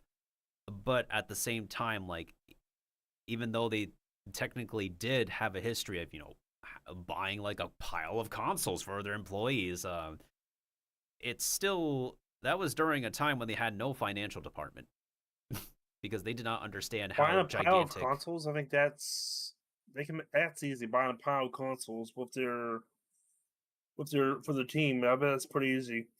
Yeah, because like when the game first released 5 years ago, it raked in like over $1 million, and that amount of money was the game was new. No other gacha game took that premise. Yeah, but now at that time. Yeah. Now everything has it. I would not say I would not say like everything, but this game does have stiff competition now. A lot of has it. There's just stiff competition now. A lot of games have it. That's what I'll say. Yeah. I will definitely always be like very critical of this company because of stuff I really wish their games would have for more polish and not be very pay to win. But unfortunately, the design scheme of a lot of mobile titles will end up having them go through pay to win phases in their later life cycles. The stamina system is like nobody likes the stamina system. Yeah. And that's what I'm like very wary about if any studios reach out to me, that if they want me to market for them, like I'll have to ask them like, how do you want my feedback to be? Because I am very critical and I can be abrasive sometimes and be very brutal with the product you're having me market. I've made no exception for a lot of studios. I've even been critical and brutal with Artix Entertainment for AQ3D and MechQuest. Mm-hmm. I've been brutal and critical for King's Isle Entertainment with Pirate 101 and occasionally Wizard 101. I've definitely been critical and brutal for all the other studios I've playtested games for over a decade and 30 plus games of experience. And for this weekend, if I will also be critical and brutal for Sonic Crossworld since the open beta is happening. Like, as of this moment, it started. Mm-hmm. Sega is no exception. The game will run better. It's a funny amount of gigabytes at the moment, which I believe is because not all the content is in this weekend's playtest for racing yet. Mm-hmm. So we might only have like a limited amount of courses and a limited roster for what we can test. So, yeah. On the note of other studios and stuff, it's really surprising, Kiva, is that the latest shorts that I put up regarding indie games that I've chosen to market, somehow they've done relatively well for YouTube, surprisingly. It's weird how that system goes. Like, I upload a short, I get to over 200 something views, like, and I upload a different short, it gets like 10 views. Yeah, it's their algorithm has been evolving and stuff with the existing tech, and I find it very fascinating when I'm just randomly on my phone using the YouTube app, and I just randomly scroll into my own video, and YouTube telling me, "Wow, great job! You have 1,000 views on your video now." Wow! Without paid marketing, without paid advertisements. Yeah, I don't do the pay advertisement. No, I never do that for any social media platforms. I want the algorithm to work with me, and I want things to work organically. Unlike that, yeah, don't get, if you see them the whole tempting thing about pay to get more pass-through, do not do it. Because it's artificial and it's not real. Yeah, I've recently I received an email claiming that like you could be like getting new viewers, you could be getting more people to sub, but that's effectively just paying to win as a content creator. That's literally pay to win. It is.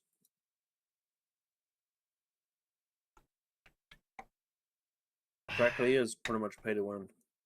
Yep.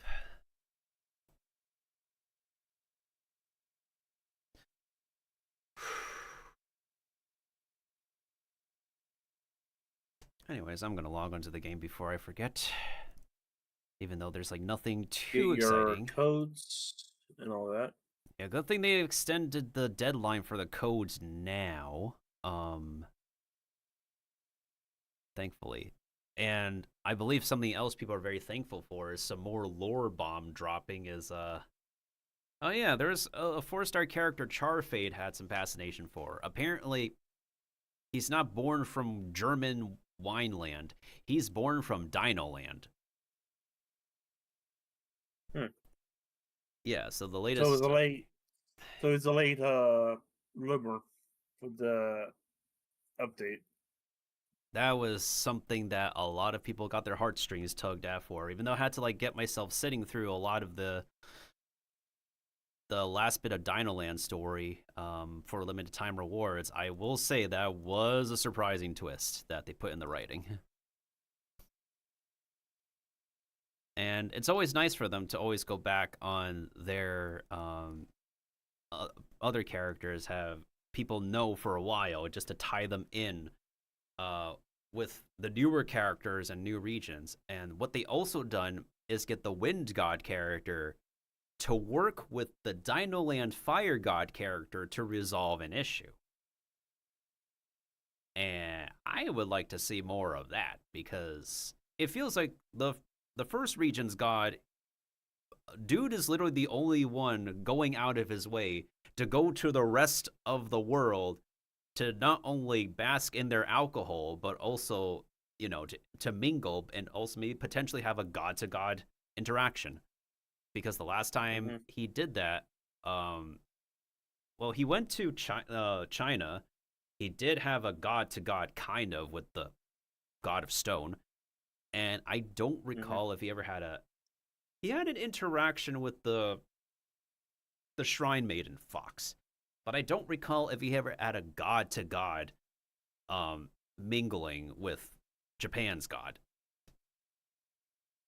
And again, like, it definitely does feel like the first region's god is literally the only god who goes out of their way to have interactions with Newcast. He's like the only social one. Yeah. So so he's pretty much American. It's just like he talks to anybody he can encounter, like first interaction. Yep. In most places, they just don't go out of their way to interact with somebody.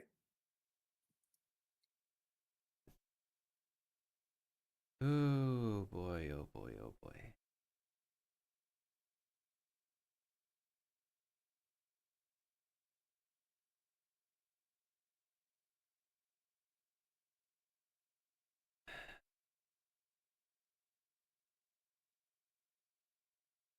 Happy Genshin Impact did something good recent. Hopefully they'll be able to. I'd say for the long run, for anybody who's not really into the combat events, the new UGC mode, which will include the guild system, is definitely something that will hold like a lot of players over, especially since the Mario Makers events were received generally well, and that's a pretty good motivator to get them a permanent UGC mode to give people the tools to make their own levels with. Yeah, people want that. People want to see people suffer. How to say it, but I did make an obstacle course that made people suffer, including a 3D labyrinth. I made a 3D labyrinth where you have to go from the top and find your way to the bottom. But that's not the end of the course, no. You have to exit the 3D labyrinth, and then you have to do a mountain climb while avoiding elemental traps along the way. But then to get to the actual end goal after making the climb, you have to glide carefully to the exit.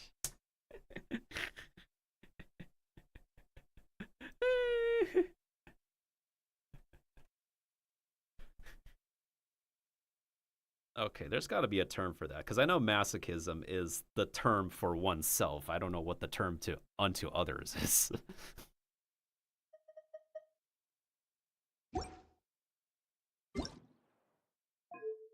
All right, good. At least the codes this time are very easy words to copy and paste. Go back. They're actual words with legit numbers this time, and one of them is High Five Traveler, which is also a nod to this year being the 5th year of the 5th anniversary. Seems like 50 gambling currency is the norm for this game's anniversary rewards on top of the 5-star selector and basically free toys for the anniversary. Feels like coping though.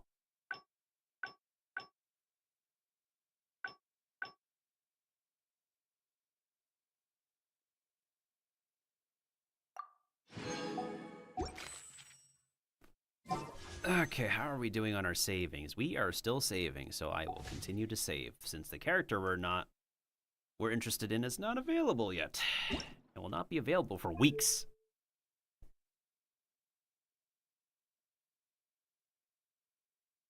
Okay, I'm back. Okay, captions are still working good.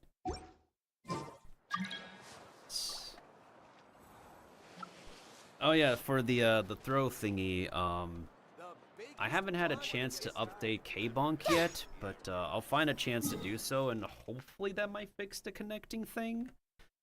Fingers crossed. I didn't see it like addressed in K-Bonk's patch notes, but I would hope that updating it would help. Yeah. If you know, always good to update streaming software. I know people don't like updating their OBS, but still, it's better to stay up to date with that stuff because it connects to Twitch API and all that stuff and connects it. So it's good to keep it up to date to a certain level. And speaking of update, apparently OBS finally has its own plugin manager.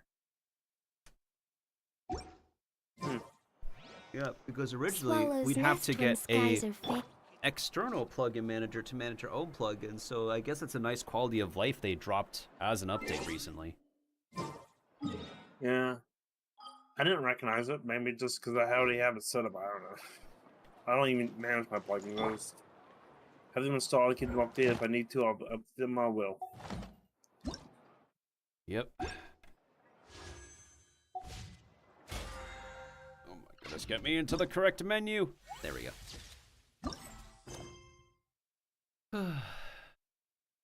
Okay, this event I should be able to get done pretty quick. I just need some calming music in the background to do it too.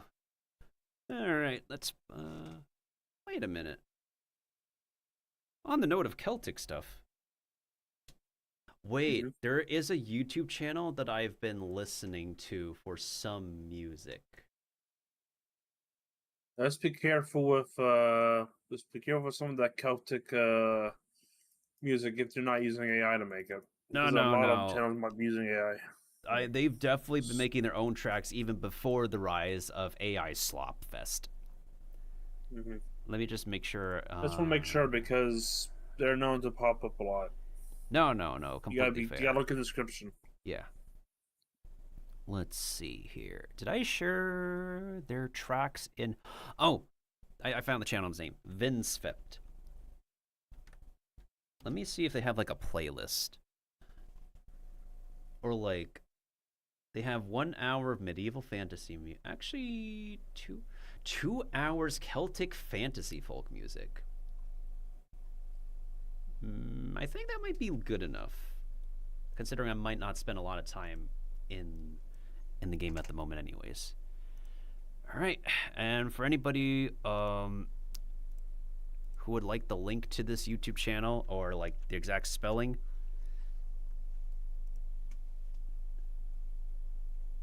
let me go ahead and make sure the background track is working. Also, speaking of YouTube, it's also great for multi-streaming because now YouTube does have its own clip feature. I'm not really so sure how saving YouTube's clips, if they work a similar way to Twitch, but I'm glad that it does have its own feature for that, since you do keep your live streams from YouTube. How it works, you make your clips, right? Mm-hmm. But they're private. They're not public. They're not public clips. They're not, yeah. So person needs the links to view them. Until you upload it as a short, because it's not a YouTube clip. It's not actually a clip. It's just a snippet of the full video. Yeah. Yeah. Like I made a YouTube clip of Voice Critical could get scared by a wasp. Yeah, and at the end of the day, like that feature will still redirect you to the full-on video in any case. Mm-hmm. Yeah. So that's how clips, I think, act like, hey, you want to watch the full video, but since clips stay permanently, but VODs do not, that's pretty much, YouTube just does that, but they're, for some reason, private. Yeah. That's also why I like how multi-streaming is a must nowadays, because like, as I was in the middle of clipping my expiring Pirate 101 stream, the entire video player just went kaput on me because the VOD expired. So what I ended up doing instead is that I went to the very exact stream that's archived on YouTube and made the remaining clipped moments there. And download them and do your short stuff and all that. Yeah, that's something we might do for later. I think originally I was gonna upload my favorite August clips, but I think I'll probably like do that, postpone doing that for like next month. But if you do have extra room, I recommend downloading them links before they expire. Mm-hmm.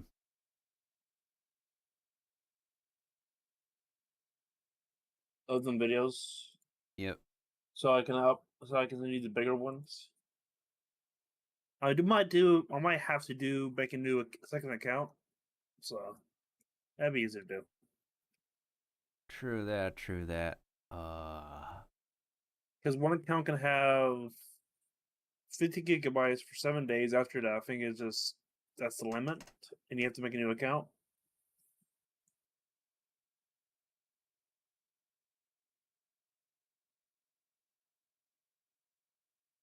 Very useful though, so that's for sure. Transfer files. Mm-hmm. Yep. And I can use like a whatever program you suggest, or to use something like Handbrake to make shrink the video up. There's Handbrake, but it's I think like probably try out what is it called, Shutter Encoder, since like. Can you send it to me? You can 1 second. I think you could just get it off of their official website. Yeah. Let me just get you the link. Yeah. I always like to get the link from the source for somebody else, just in case I get the different link. True, yeah. It's just the direct website. The only thing that should not be done with it is like transcoding, I suppose, when you're like because it doesn't really export the video the right way that you may want from a video software. But when it comes to like using a software to cut raw video files, Shutter Encoder is good for that. So it's just good for cutting up a video in pieces, and that's it. It's pretty effective at that. Yeah. As for encoding, it can do that, but there's other software that can do it a tad bit better in quality than Shutter Encoder. Like Sony Vegas. Yeah, like in terms of quality, Shutter Encoder can do fine if you're like, let's say you want to export for whatever reason a Hollywood level film project, then it will be fine for that. But if you're doing like every day, like let's say you want to encode and export like vlog videos or a let's play video or whatnot, there's other options. Yeah, like there's a way to transfer gigantic files using the Python script with Wormhole, but if you're not strictly into that or for average user, then no, it's not good for that. So that's why I went to this program of low files. Yeah, absolutely. And and a lot of computers can't completely play a very long video file either because it's not systematically capable of doing that. I dare your computer to open a big gigantic text document. Let's see what happens. Like Discord archive size of text document. Oh, goodness sakes. You won't be able to do it. Yeah, I doubt it.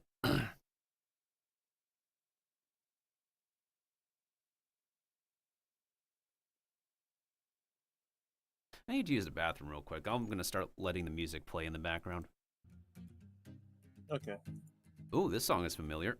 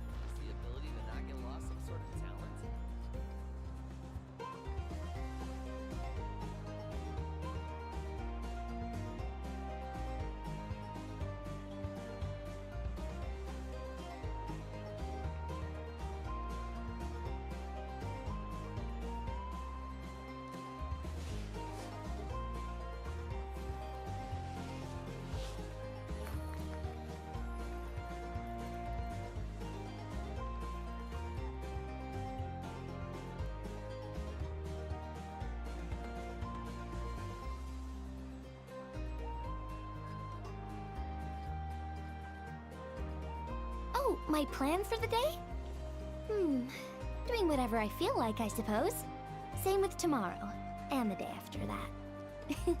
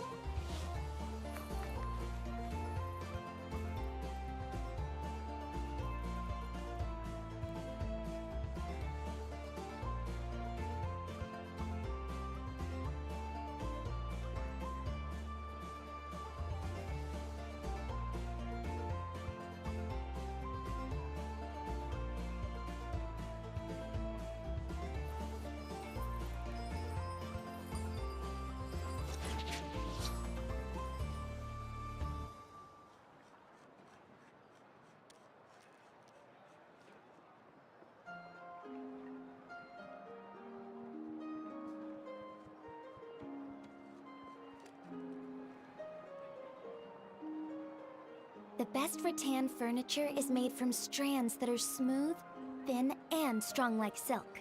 Furniture like that can be just as precious as a silver family heirloom. That's no exaggeration.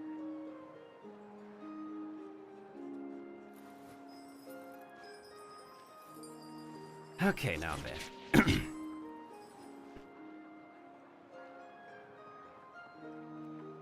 All right, now we're back in order. Welcome back.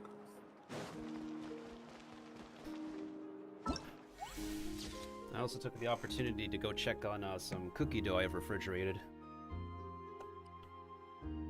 How's it doing?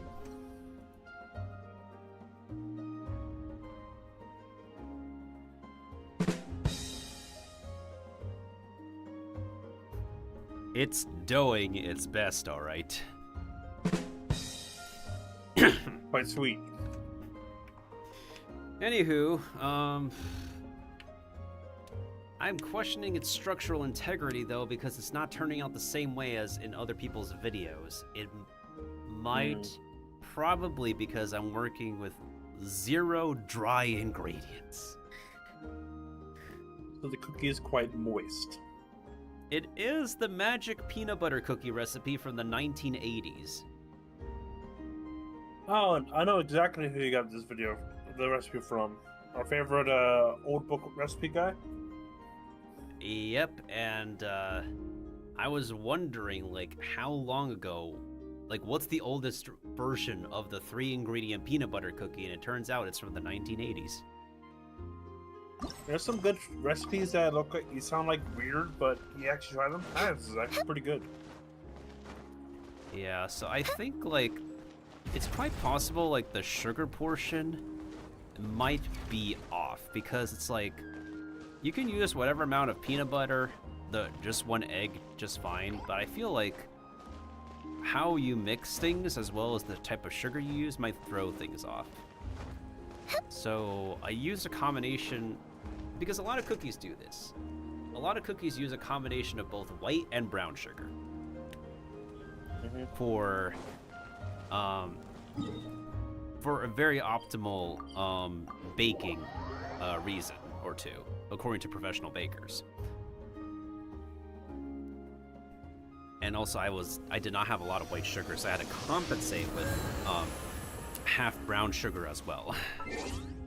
I do like that, like both white and brown sugar in cookies. You know, brown sugar just white sugar just with molasses, right?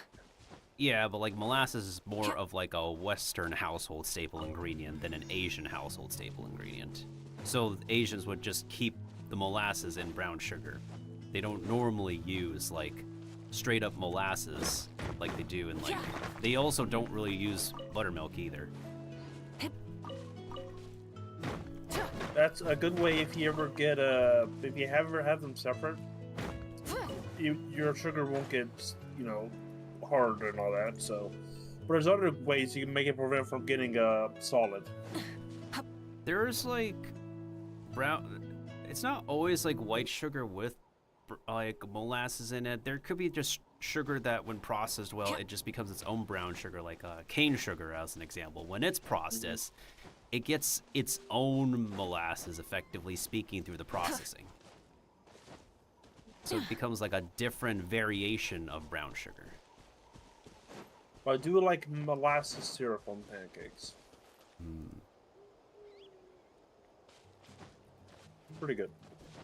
I'm gonna listen to the first song again, which for anyone who's watched YouTube for a long time, they might remember this song being used for a specific YouTube channel that is no longer around. What YouTube channel is that? I have your tab muted, but I have your video playing. Just reboot. There's multiple reasons why the channel may have been like shut down and whatnot, but I do recall that the channel owners have come out and stated that they tried their best to get human representation and help, but no matter what, YouTube systems and algorithms still like deleted all the content they spent years working on. And the unfortunate part is with YouTube, that's happened to other channels, including the there's a Pirate 101 player I interact with called Goat, or as he's known on Twitch, GPTG.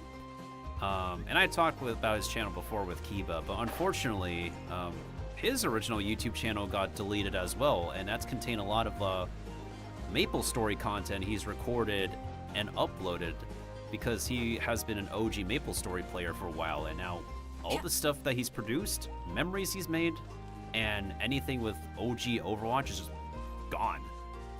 And on Twitter, so the YouTube doesn't know what happened. Nobody knows what happened because like they got no email warning, because like normally if you're in violation of something on YouTube, supposedly you would get a notification directly on the platform or via email at least, just like a copyright something. I believe they would notify you the same way with if you violated something.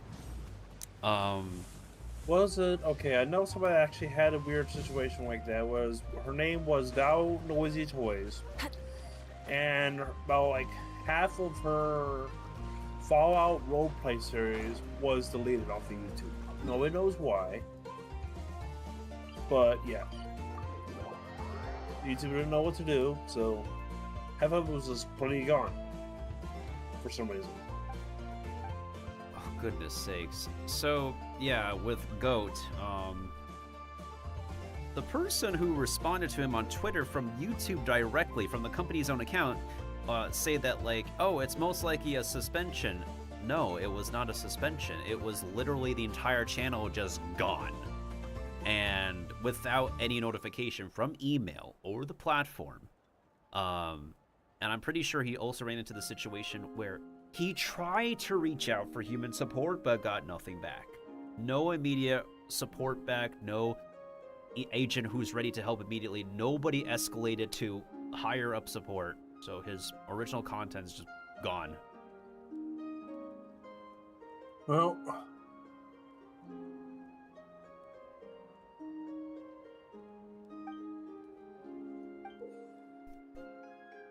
take this kind of picture with a drone. With glitches I could, but now we how can't about do we that. give that person a shout out if they're still around? They're still streaming. They have a new YouTube channel now, but it's just it's been just 2 Pirate 101 videos, but like I really wish they could genuinely remake or like make content inspired by or in memory of the stuff he originally posted.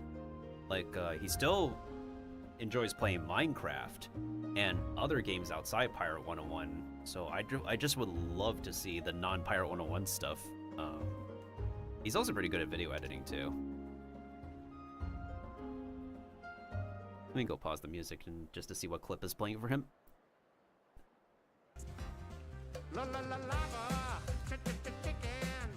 Steve's lava chicken is freezing your tail. Oh, Mama sitting at your way in your bill. You're juicy and you're having a snack. Oh, super spicy, it's a lava attack! YouTube, please! There you go. There's your lava chicken song for the stream. Don't do that. That's not good. That's not healthy for you. But it's healthy for YouTube. Because Warner Brothers owns the lava chicken song.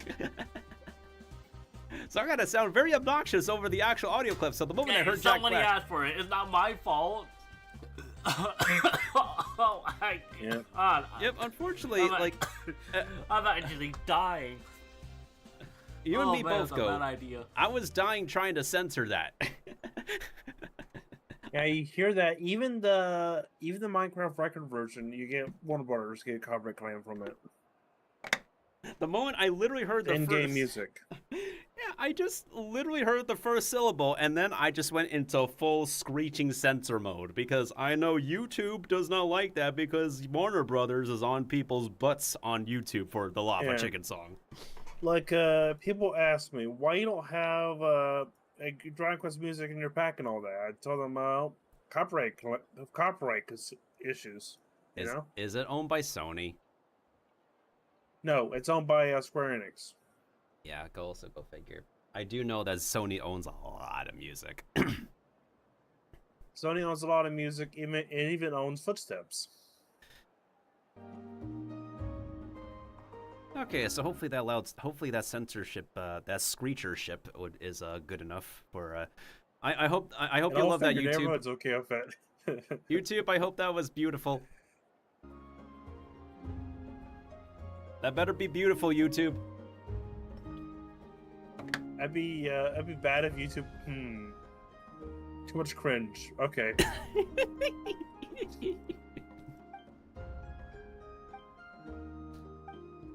Because I do know that when the clips player plays something, we can't be in complete control of the music of the clips sometimes. Because if a streamer speaks, I'm surprised I'm more free with Twitch. Yeah. Yeah. Like, I like the whole clip system, but it's just kind of scary because you don't want to tell people wow. And when on YouTube you see it, or in the VOD, it'll be just nothing playing in the audio, you know? Oh, the clip. So you want it to be on the main channel for audio. True, yeah.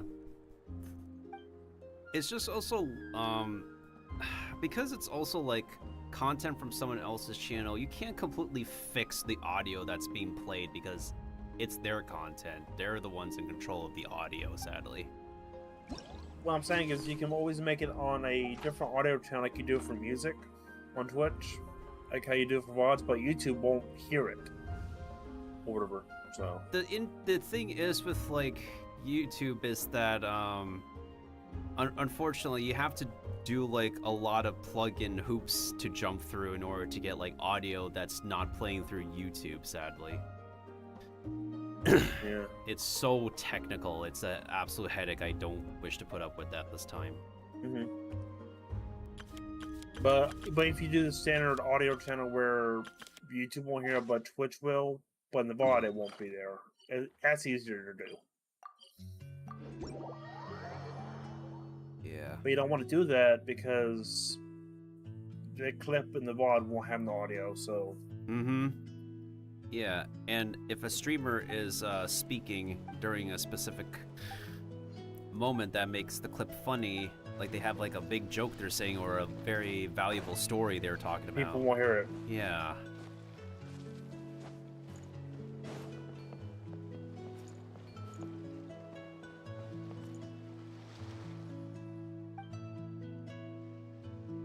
Like the only clips I have like are from like with copyright music of my clips or from the Breaking Benjamin, but they are no longer existing. Just in case of that. They were muted, but yeah. So they're no longer existing for me. They've been gone for a long time.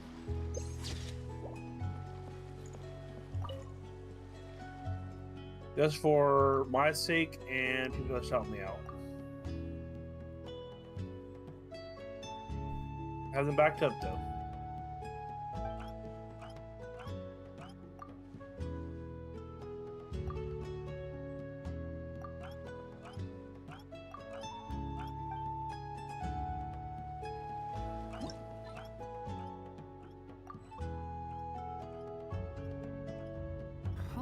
Yeah, Miltendo?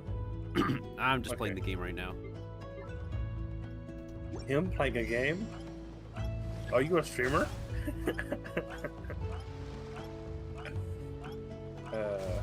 Where's the decor shop? They give a Oh, they put in pop-ups in the background. That makes a lot of sense. And it's not the correct time. Of course, it's not the correct time. It's not the correct time to do this.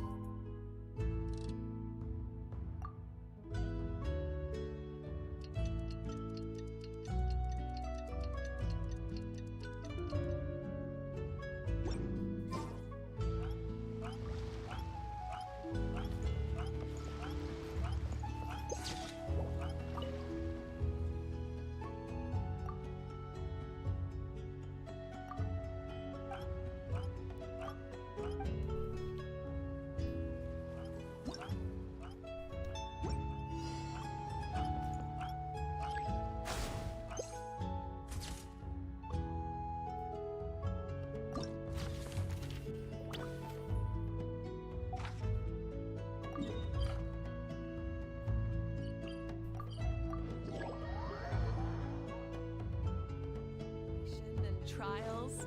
So, any plans for... I see your schedule, and your schedule is... I think...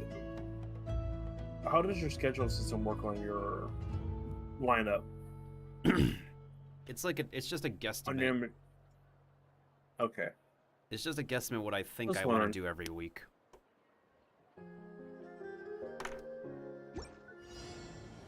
Thank you for clarifying. No problemo.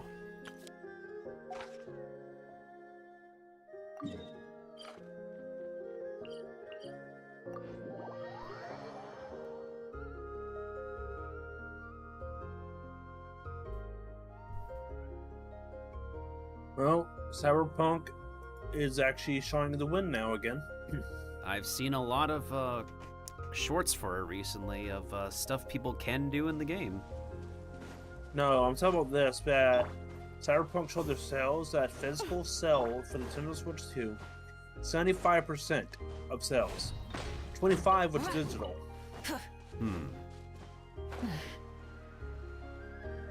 So that's showing you numbers that people want physical.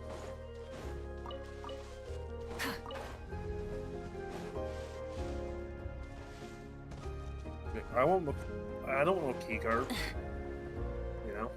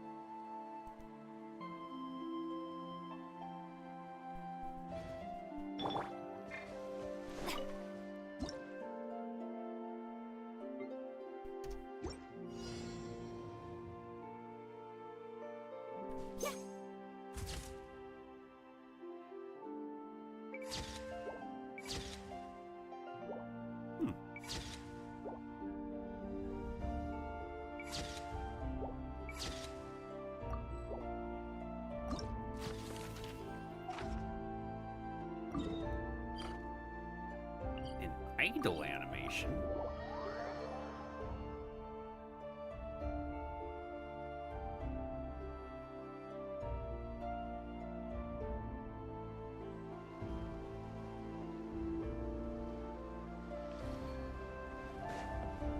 Who could be? Oh, Penguin Boy is here.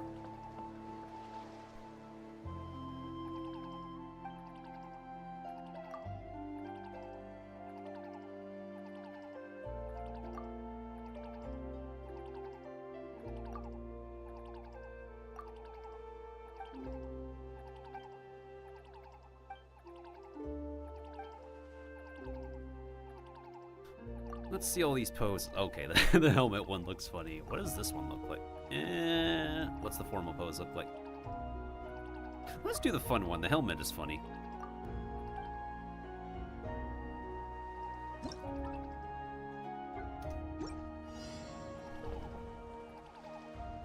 Yeah, we gotta wait for the character to be idle.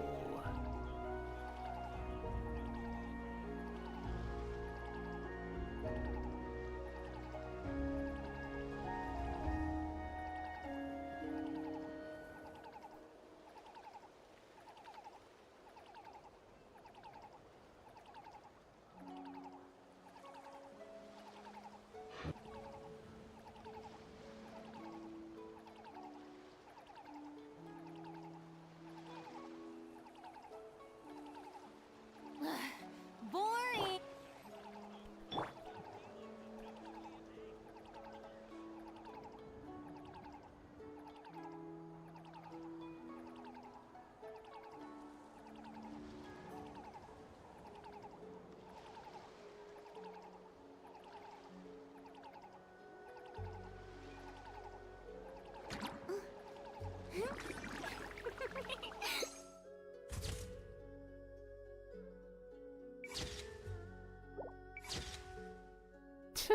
That's kind of adorable. Next photos. Bow or traveler's president designated. Oh. Oh, you son of a. Alright, I'll unlock more teleporters.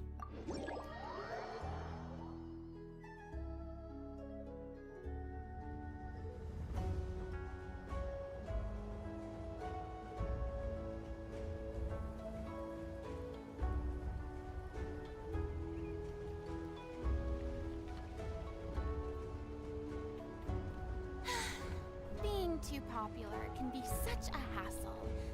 Who knew the people would adore me so much?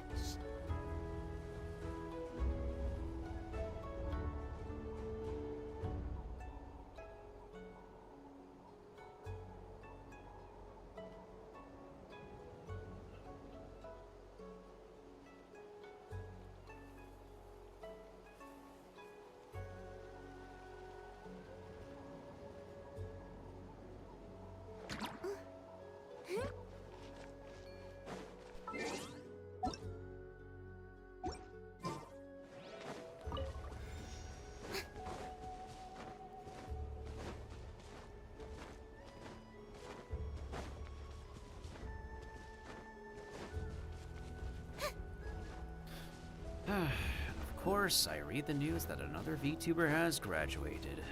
No surprise. On what company? A very specific Japanese one people are pretty aware of at this point.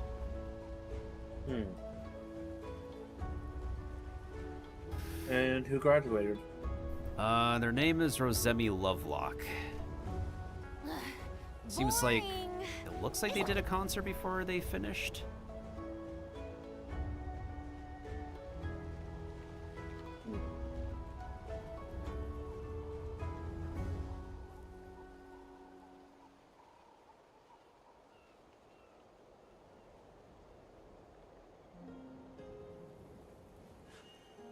A blade embraces its duty, as a jeweler cherishes their gems.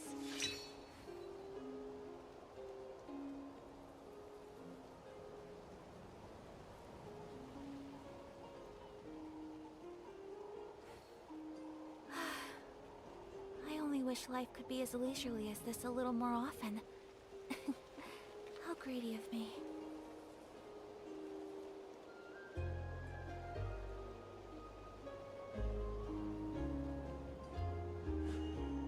A blade embraces its duty. As a jeweler cherishes So she their didn't put gems. out an official statement, but the company's typed on her behalf, I guess?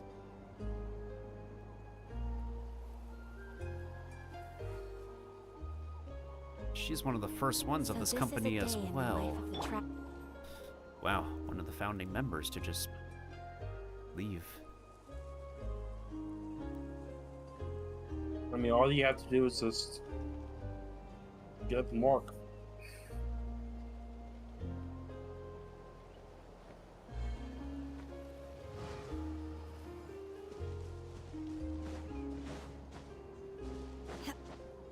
I will admit, though, in terms of back on the note of videos and stuff, I haven't seen like 1,000 views on any of my shorts since the very first one I uploaded, where we reacted to Mailbox and another fellow friend of us when we were looking at Pokemon Scarlet and Violet for the first time, and then we saw the name of the pig.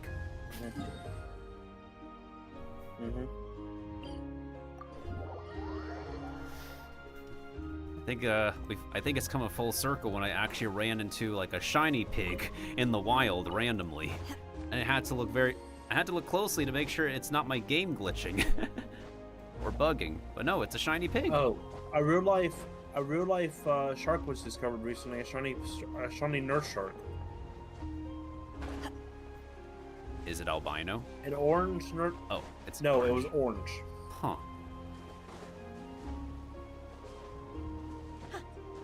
So not albino. Like there's a orange penguin that happened, yellow penguin that happened a few years ago.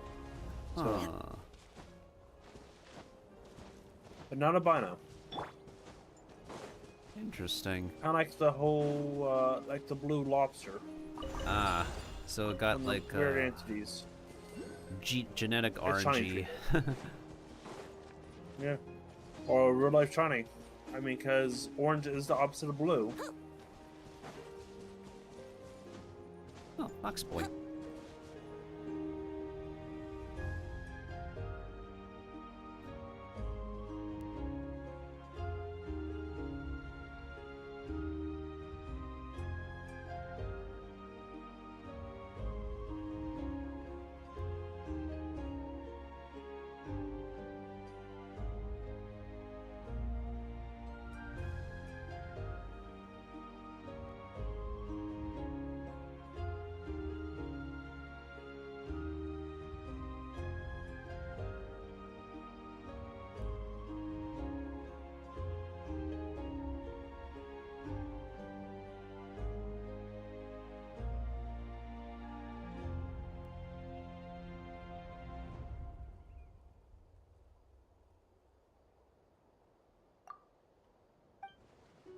Huh, one I also noticed is pretty nifty is the Twitch has recently added a new actual bot badge for the real bots on people's channels.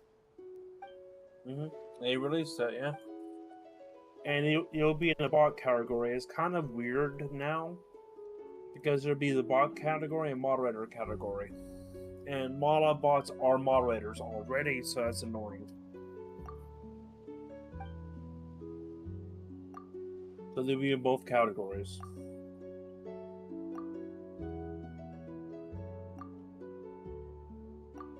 If you go to your mod view, you know, like how many people are in chat and all, and see how many people are there, you will see it. It's they have a category for chat bots and moderators. And they're watching both of them. They need to fix that. You know, just make the chatbot as chatbots. Even if they're moderators, just constantly one of those chatbots.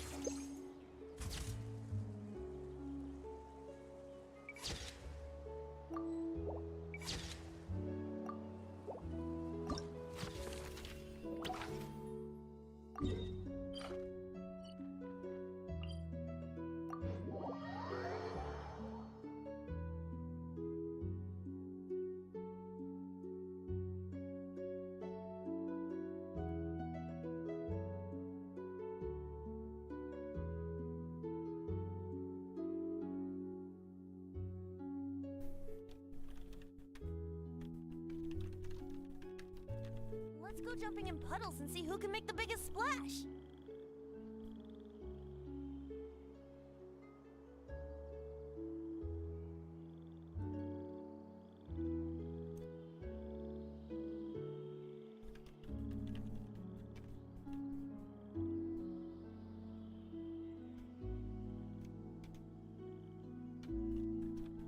Sure, I'll play you another tune, but it'll cost you an apple.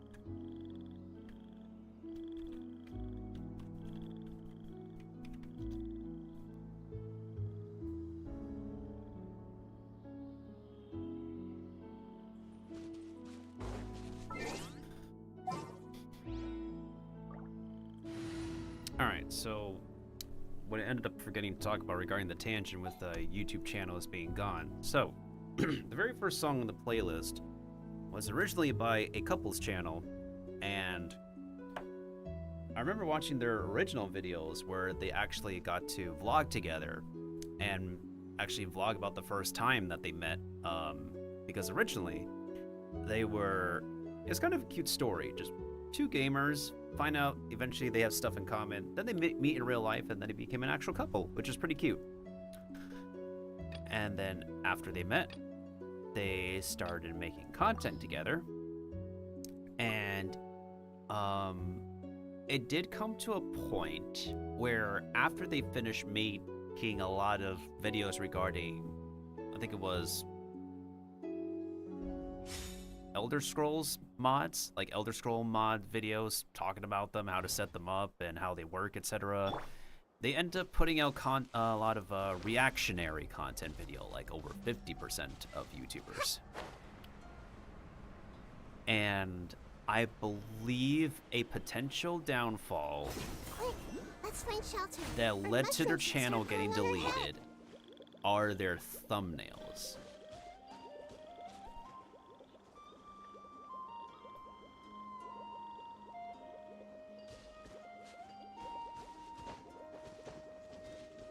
But I also do not think that a YouTube channel should get deleted by clickbait thumbnails alone. Because people put clickbait, intentional clickbait, and rage bait in thumbnails all the time, but the content of the actual video could greatly differ. Yeah, I don't like that.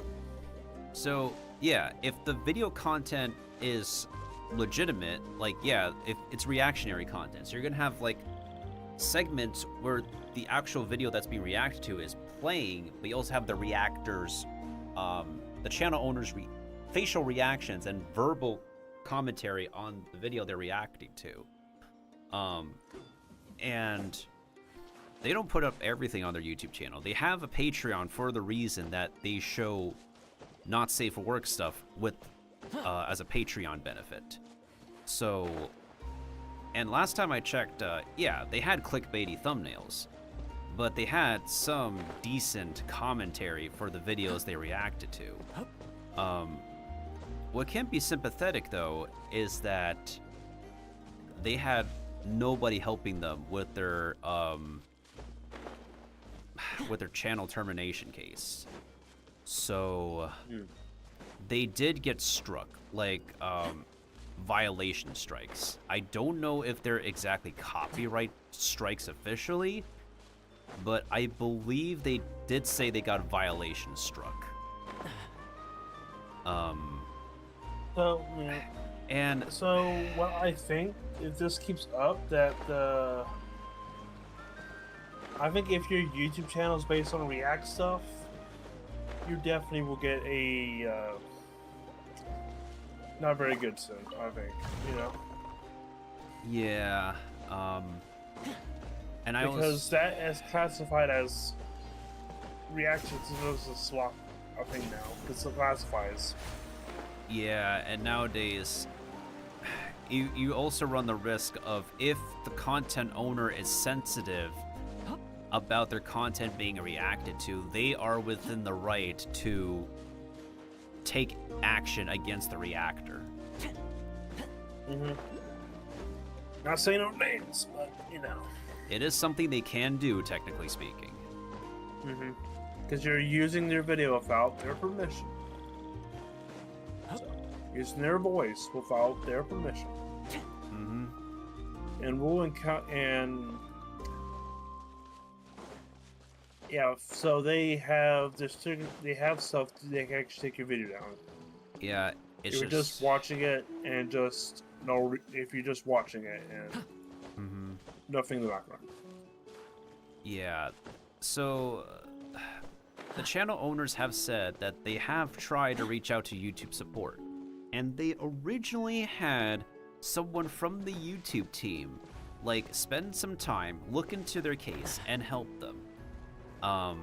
And they have been able to get this individual's help the first times around. Their channel was in violation of something, so that was cleared of any misunderstandings whatsoever.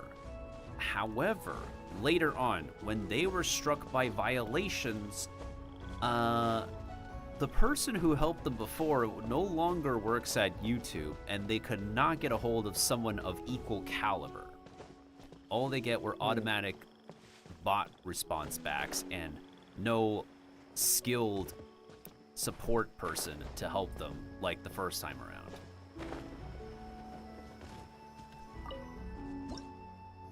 And if I'm being honest, it feels relatively... Okay, no. If they were a checkmark YouTube channel, I am pretty sure they would be prioritized to get a specialist, to get an agent from the company to help them on a case, because... But they had no check mark.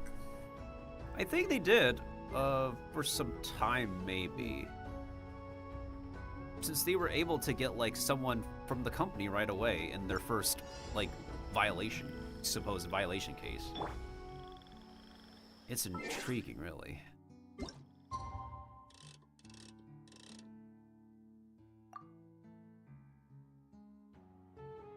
It is unfortunate what happened. At least they do have a fan base who tried to preserve some of their content, but I personally find their non-reaction content to be the best stuff they have put out.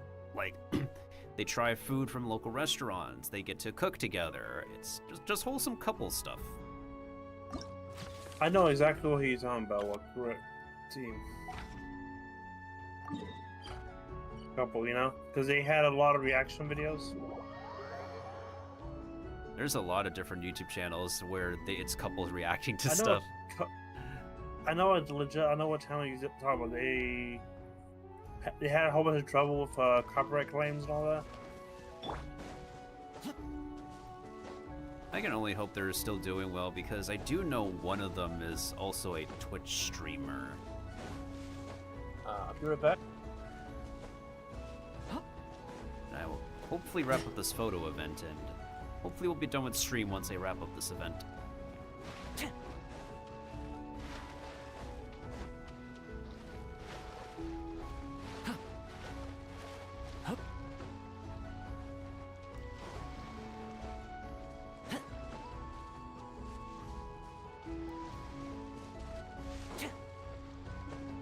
Hey, it's Yoimiya.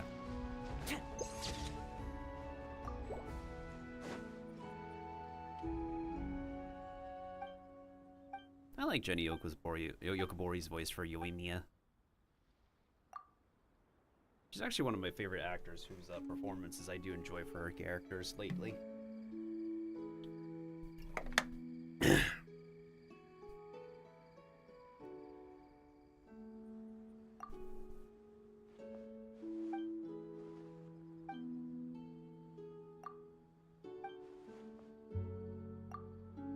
Ooh, I like the fun one. What's the cool pose? What's about the former? Let's do the fun pose with the sparklers. Yeah, that's totally in line with her character. All right, what shall we do in this picture? Let's check.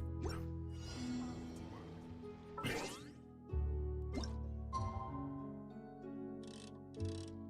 jump ahead of time.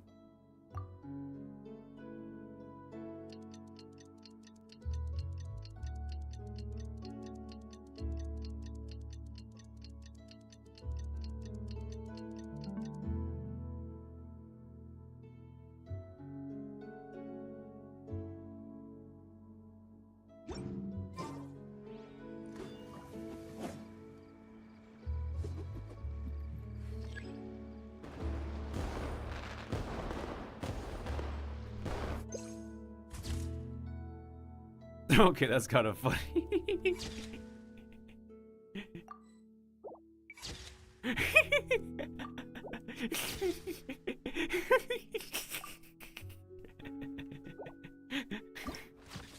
It's kind of funny. I like that. Alright, Electro, using a charged attack or normal attack. Oh my goodness sakes, and I still have to do some video editing, clip making, good golly. Who? What does Shinzo need? Maybe he sent a request by accident. Wait, Electro.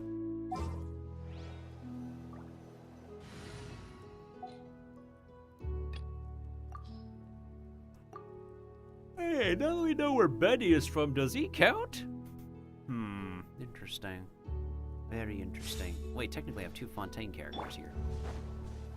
Oh yeah, I should check my... So this literally is my only C6 5-star. I have no other C6 5-stars on this account. Not even Standard Banner. But hypothetically speaking, if I do C6 all of my 5-star characters that are readily available. Let's check. So that would be C6 Dihya. So that's 1 token. Mona, 2 tokens. Chi-Chi, 3 tokens. Diluc, 4 tokens.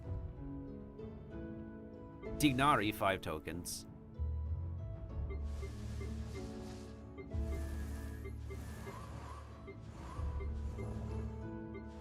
Shogun would be 6 tokens. So all in all, I would only be able to get 3 characters to level 100.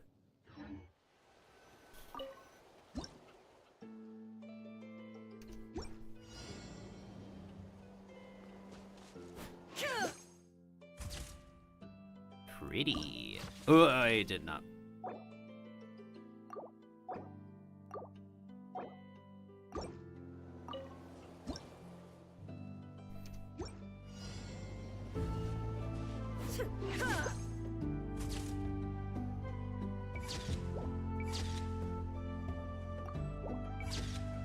It looks kind of okay. Anyways, next spot. Well, at least we're almost done. Seems like a couple more spots to go.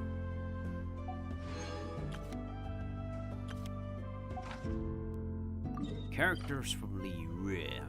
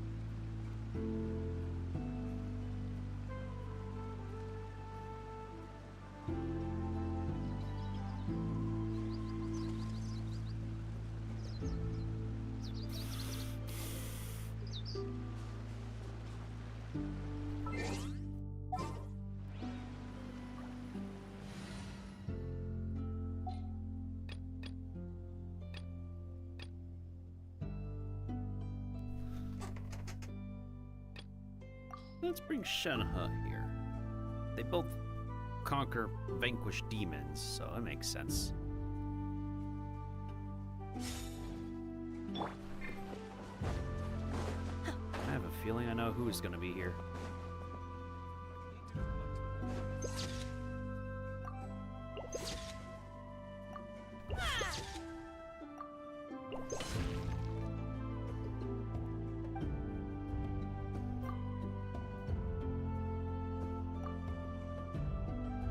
As long as I came here to take pictures. Yes, indeed, I have come here for photography.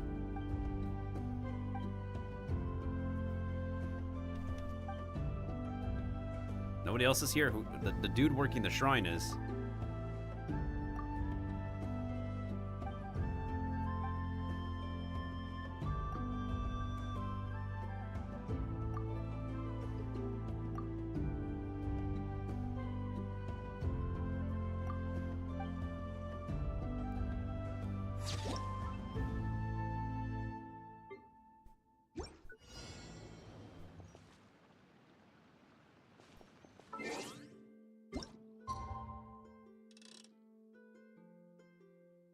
Wait. Early morning? They want the clock to be at early morning for this? For like sunrise? Do they want like a sunrise picture?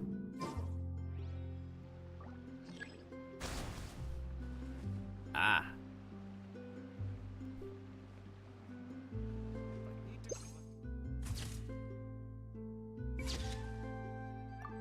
I kind of like that.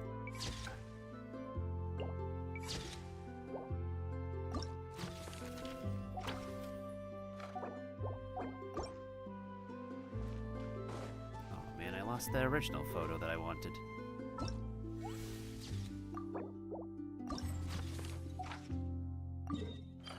Character must use the power of Ameno, of wind, the power of Ameno, Dorime. Ameno Dorime.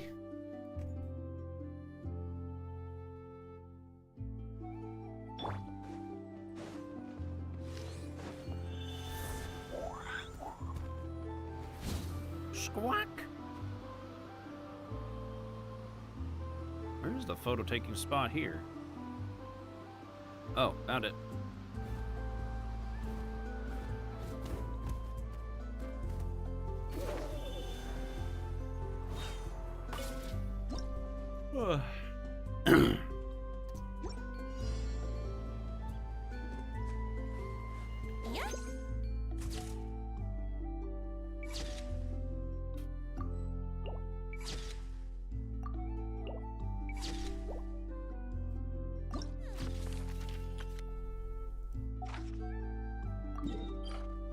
Character must be a claymore.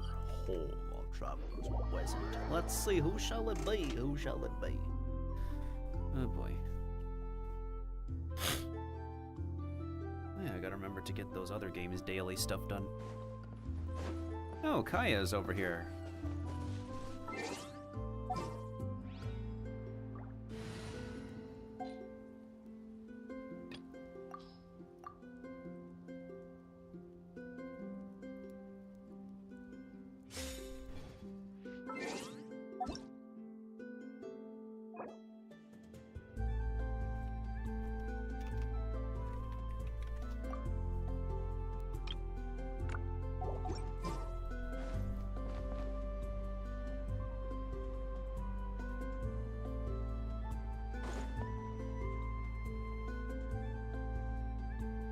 I'm here to relax and take pictures. We can go together. Yada, yada, yada, yada, yada. Where's the big skip button? Don't worry, I'm a professional. I've covered wars, you know. Oh, wait, wrong game.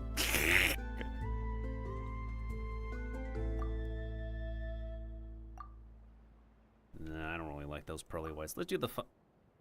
Yeah, let's go with the fun pose, sure.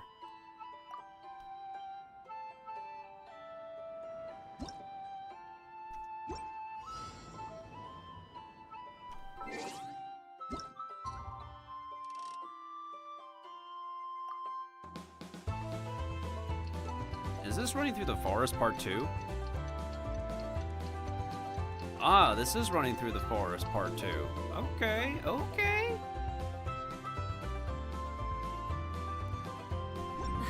Instead of confining themselves to the heavens, God should broaden their horizons in the world below.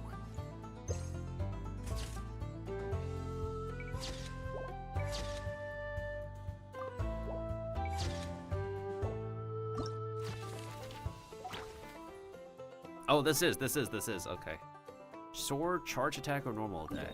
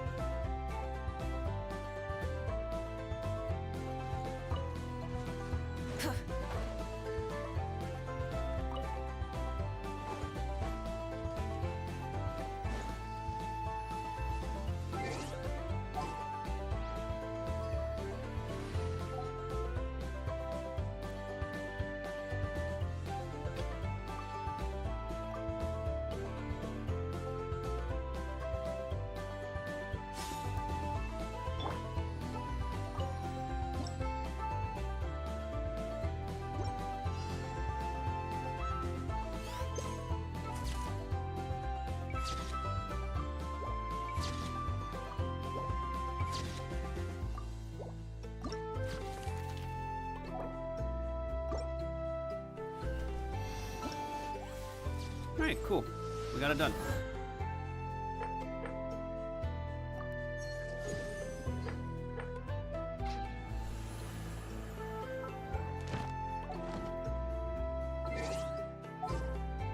Well, with that, we completed the current event.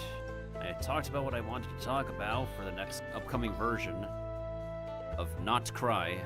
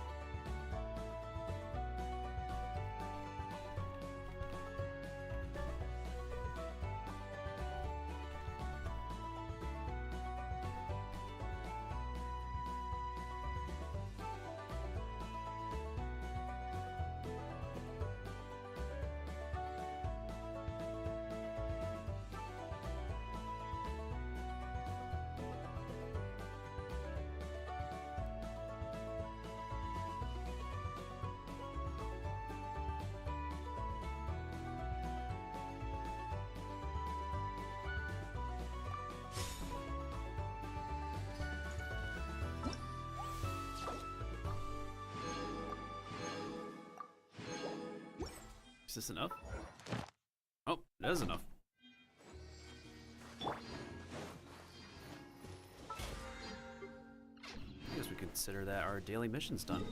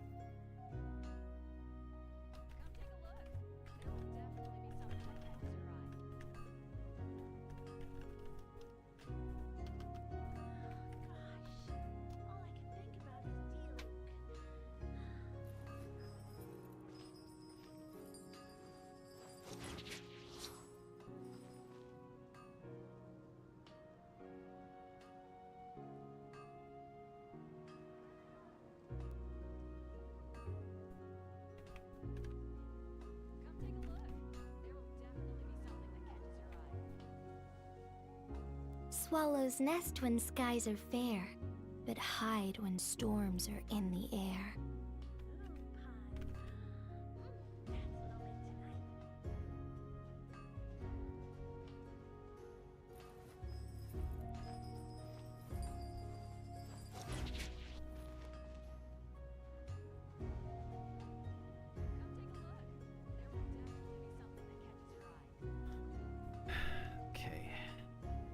Let's just turn this in and... maybe I should just call it? Probably should just call it. The best rattan furniture is made from strands that are smooth. Yeah, let me check my teapot points. Wait, do they want me to?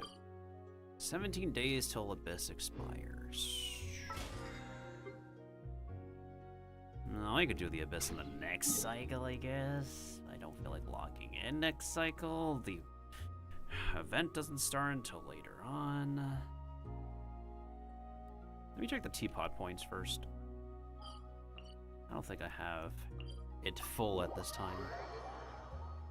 I don't even know if I feel full.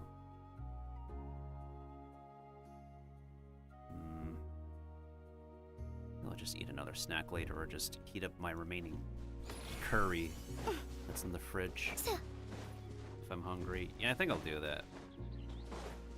There's a soft-boiled egg and curry I can finish. This road. Oh, not a lot of points, huh? That reminds me to check my den in P5X. See if that's full on coins at the moment. Well, at least there's content I could do next week.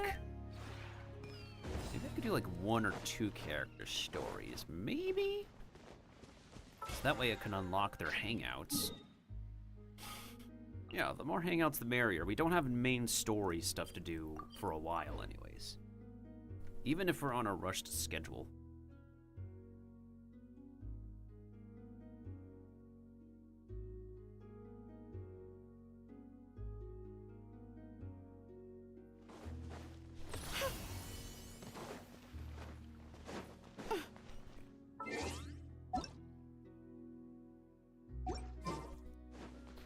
I'll just join myself.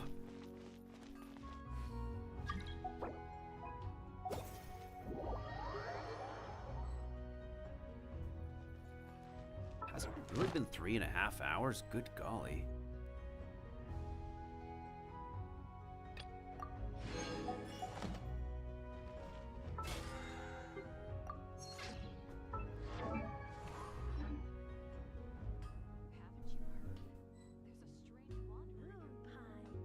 Ugh, okay. I gotta get back to video editing before my next coming streams anyways. Especially for a major video that's been a few months in the making. Especially since I waited until I reveal this model to decide how to edit it together.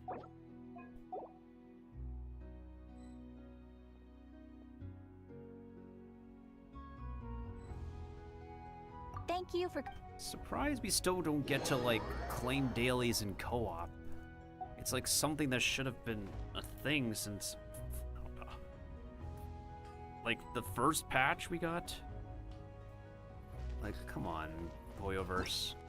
Like, I'm glad we got some changes systematically, but... I don't know, it doesn't feel complete enough for the game.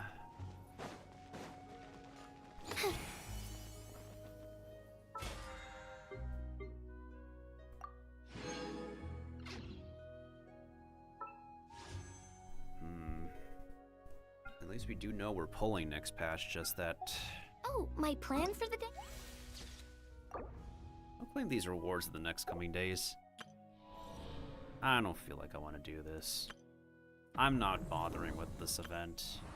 I can't be bothered with Explore. I mean, we have 53 days, it's fine.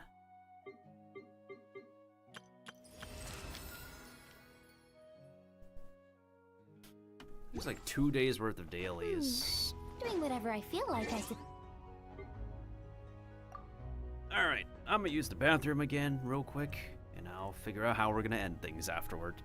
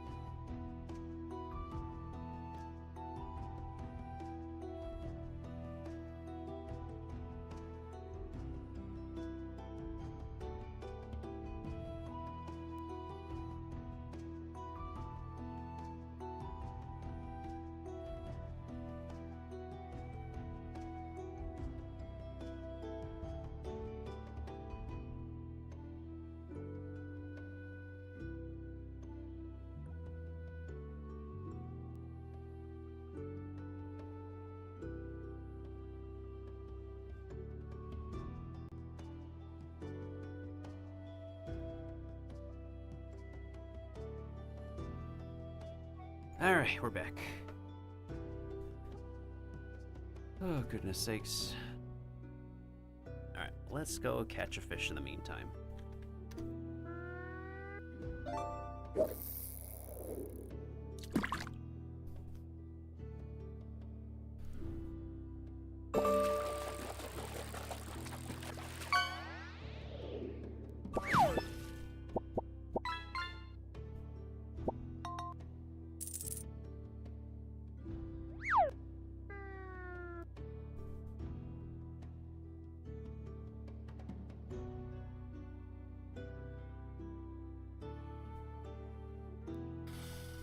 Oh boy.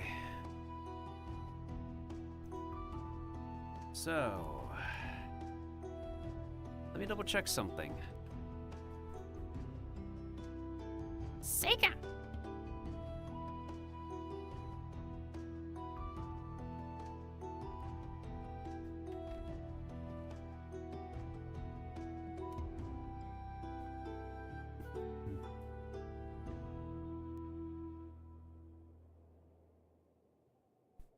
Alright, the playtest is now live.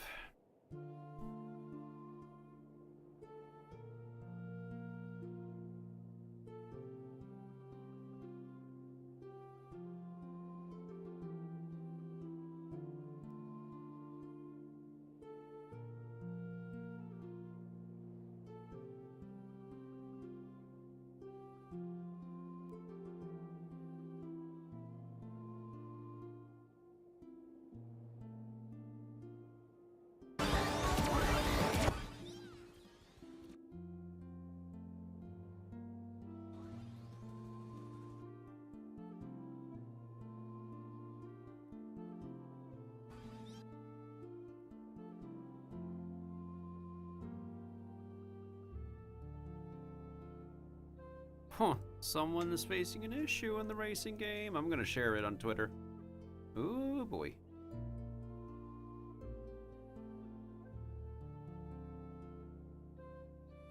So we have to complete the Grand Prix once, and then we can unlock online.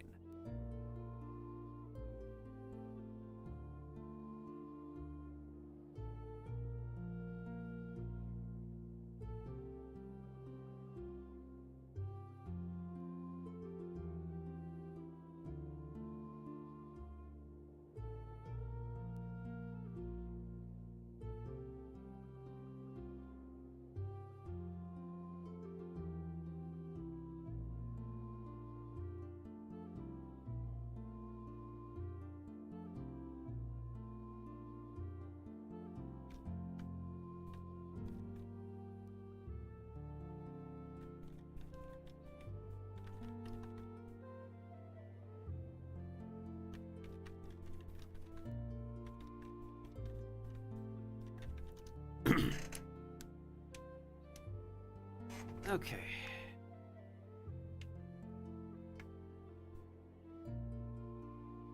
Well, I've said my piece. I believe I've said my piece.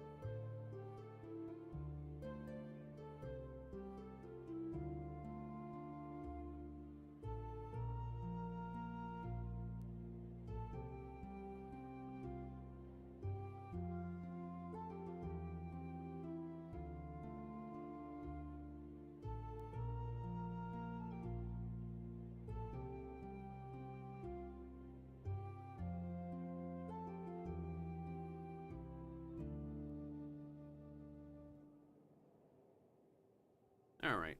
It's about to be 11:30 a.m. Eastern Time. I think I'm just gonna get back to, whatchamacallit, video editing, preparing for the next streams. I don't know if I'll get to everything on my game plan, but it's just a guesstimate as to what we're gonna do. I was gonna get them posted on social media a couple days ago, but I've been very occupied on video editing recently. It's been difficult keeping up with all my platforms. Good golly.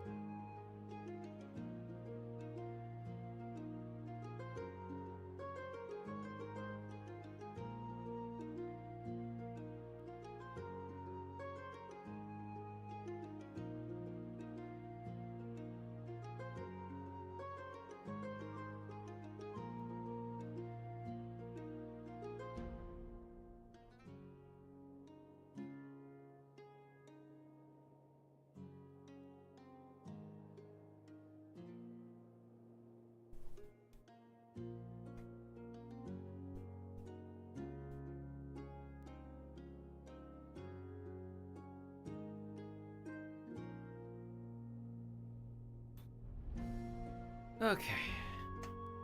Do I want to just end it here? Maybe I'll just end it here. I technically did say that,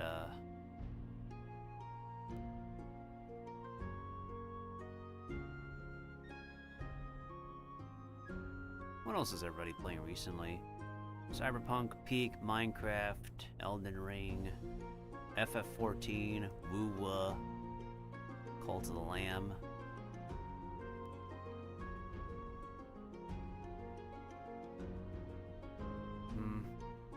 Normally at this time, I would be raiding out, but given that I want to give some time to myself, properly rest, do some video editing, I think I'll call it here. Oh, thanks for Kiba for stopping by again. I'll go ahead and give him a shout out. I don't know if anybody was lurking or if anybody was popping on by. Well, thanks to all of y'all who could, in any case, no matter where y'all watching from.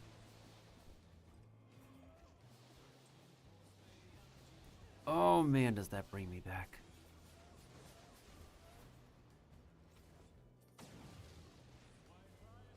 Finally. And I got the pet! I got the pet. freaking pet! Nice. Oh my god, you gotta clip that right now. You gotta clip it. Someone clip that, please, if they can. If not, I'll clip it. I can clip it later. I gotta go back on my latest Pirate 101 stream and get that specific drop that I got clipped. I don't know if my captions broke that time.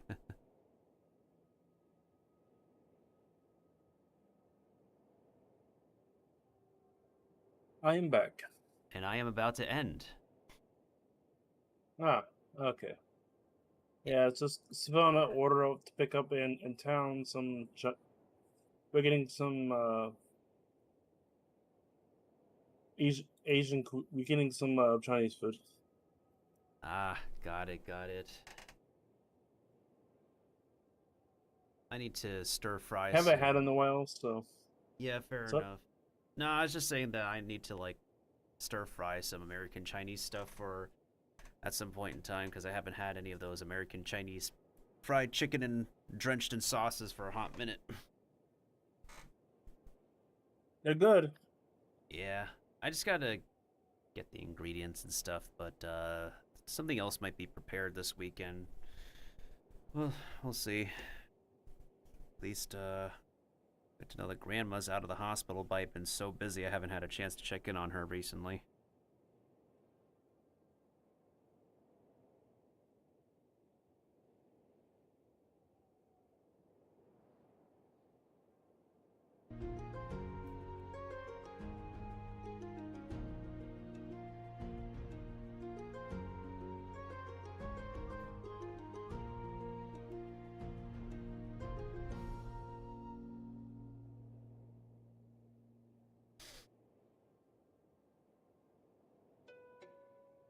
My brain is literally farting. I'm gonna take care of some back end things. I don't know how soon the next stream or streams will be. I definitely know we're gonna do at least one stream of Sonic Crossworlds before the weekend is over.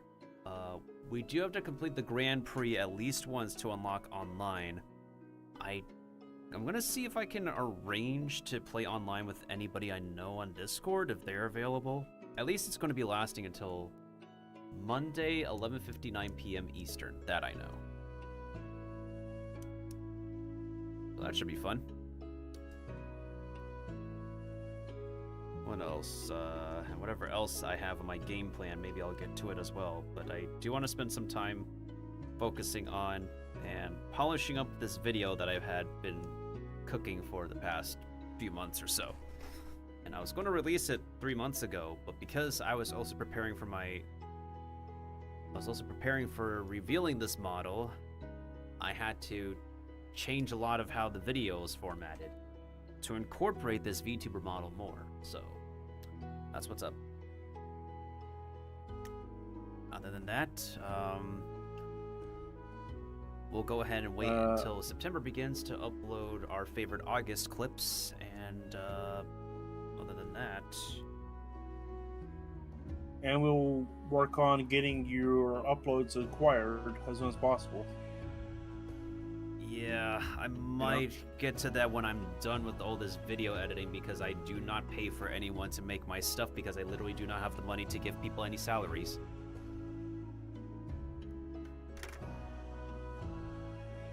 But in due time, yeah.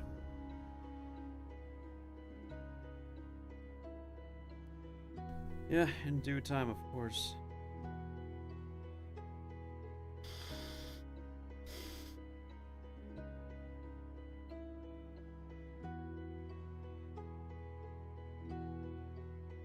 This Celtic track kind of feels like the ending to an episode or the ending to a series, which is appropriate.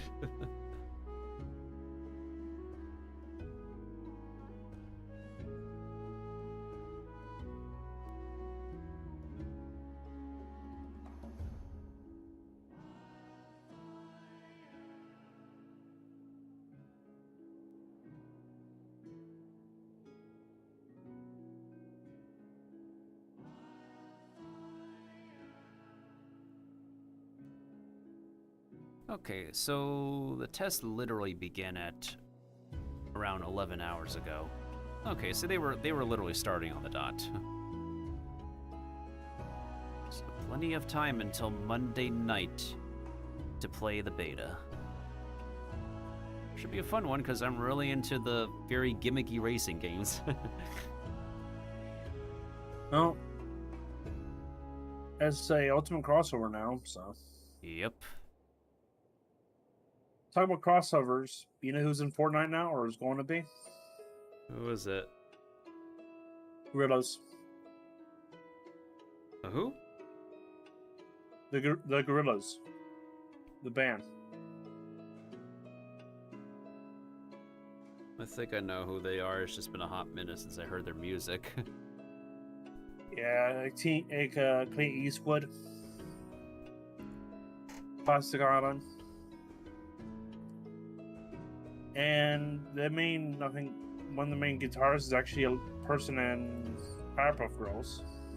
I see. Canon, so that means Powerpuff Girls is in the same universe as Superman, Goku, and more. I see. Whoa. Oh, and Saitama's in there now, and Fortnite. Again, not really surprised that guy can be wherever. Well, I mean, at least he's happy now. He can actually take damage. That much is also true. Fight someone can finally take damage. Okay, that's in this.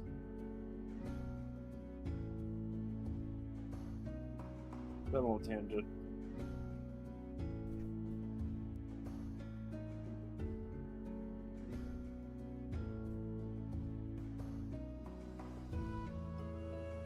Well, in any case, thanks for stopping on by again, Keepa. I don't know when the next stream will be happening, but we'll hopefully squeeze in 1 or 2 more with all the hustle and bustle I'll be doing with video editing and back-end things, which includes updating streaming software, doing everything I need to get this video upload done by the end of the 31st, and yeah. If there's anything important I need to talk to you about, I'll DM you and I'll probably get you on a voice call if it's something super important. Yep. Yep.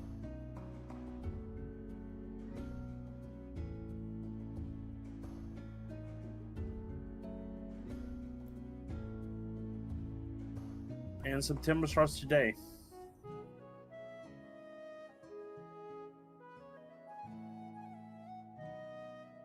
Starts today at 1 p.m. Eastern Time. September for what now? September starts today at 1 p.m. Eastern Standard Time. But like the month of September starts at Monday. Yeah, but September. True. Okay. Starts today. Let's see. 1 month plus 3 month subs, 25% off, 30% off, 6 months, self-paid or never new or upgraded link for tier. September 26th to October 1st.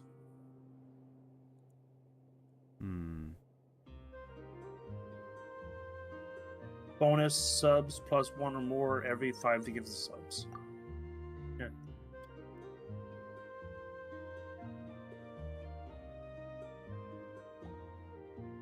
I probably won't be thinking about that since I haven't really been thinking about anything with September recently. Well, let's catch a fish and see if we can catch anything tasty. I'll join you.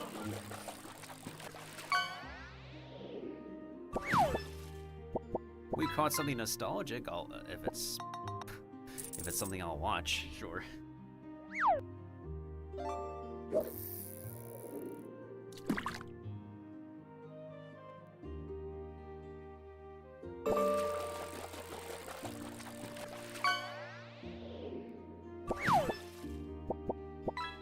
At least it's something you could put in your aquarium. And like bubbles.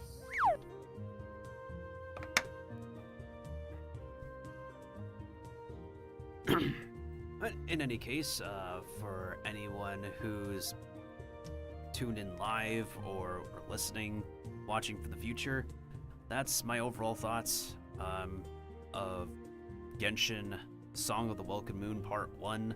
I guess they're not doing parts until the next region, I guess, with this little interlude they're giving us.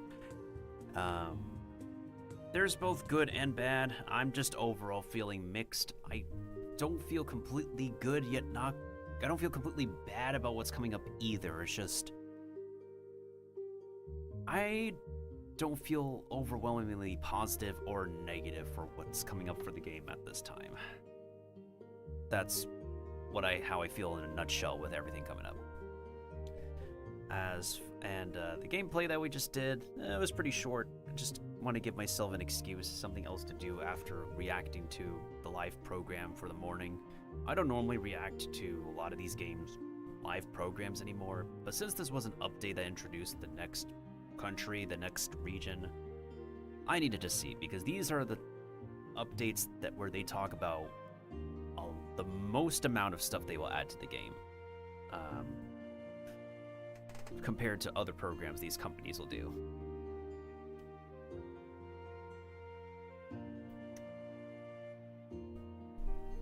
So, in any case, whether anybody tuned in live or listening for the future, we hope y'all enjoyed your chill time here, and it'll be a while before we are back on Genshin. As for what's coming up, Sonic Crossworlds for sure before the beta is over on Monday night. Maybe another online game along with it, and hopefully we'll get the next major YouTube upload done. If y'all haven't checked out my latest YouTube shorts regarding Sizzle and Stack and shall I say it? 7 Deadly Sins Origin. Thank you, Netmarble. Please be sure to check out those shorts. Maybe in the future I'll do some content with Origins. We'll see. I'll be talking with whoever at Netmarble is gonna hit me up with that, so should be some sweet content. All right. We hope y'all take care, stay safe, stay awesome, stay positive and supportive of each other. Stay secure. Security is important. Stay protected. Protection is also important. Stay healthy and stay hydrated. And stay hopeful for the rest of the year, for the end of inflation, the end of pandemics, the end of bad economies, the end of homelessness, the end of joblessness, the end of depression, and the end of anything else that will ruin your physical, mental, and financial health. What do we say at the end of our adventures? Typically people in Japan would say, Otsukare, but here we say, Otsumiru desu. I'm trying to incorporate my name more into Japanese lingo. A lot of Japanese VTubers do that. I gotta do the same. I will proudly make merch based off of my VTubers Japanese lingo. That might be the new merch, we'll see. We'll catch y'all on the next adventure. If y'all aren't here yet, y'all can check me out on my socials. If I'm not streaming, I will likely be on Discord, where we occasionally may have some movie or TV show screenings. And I do have a lineup of shows and movies that I do want to watch with y'all. To be announced in the server. Alright, let's get to the ending already. I'm in need of getting back to my stuff. Anything you want to say, Kiba, or did I pretty much finish all the possible exit greetings that we could give? We did possible exit greetings, but yeah, I think we should end it. You're getting flat and brain. That sounds better than getting flatlined 100% at least. Yeah. Better flatter brain than Your brain getting took a mushroom. Better a flatter brain than getting a flat line, 100%. Anyways, I will transition now to me copying Porky Pig again as we wrap it up.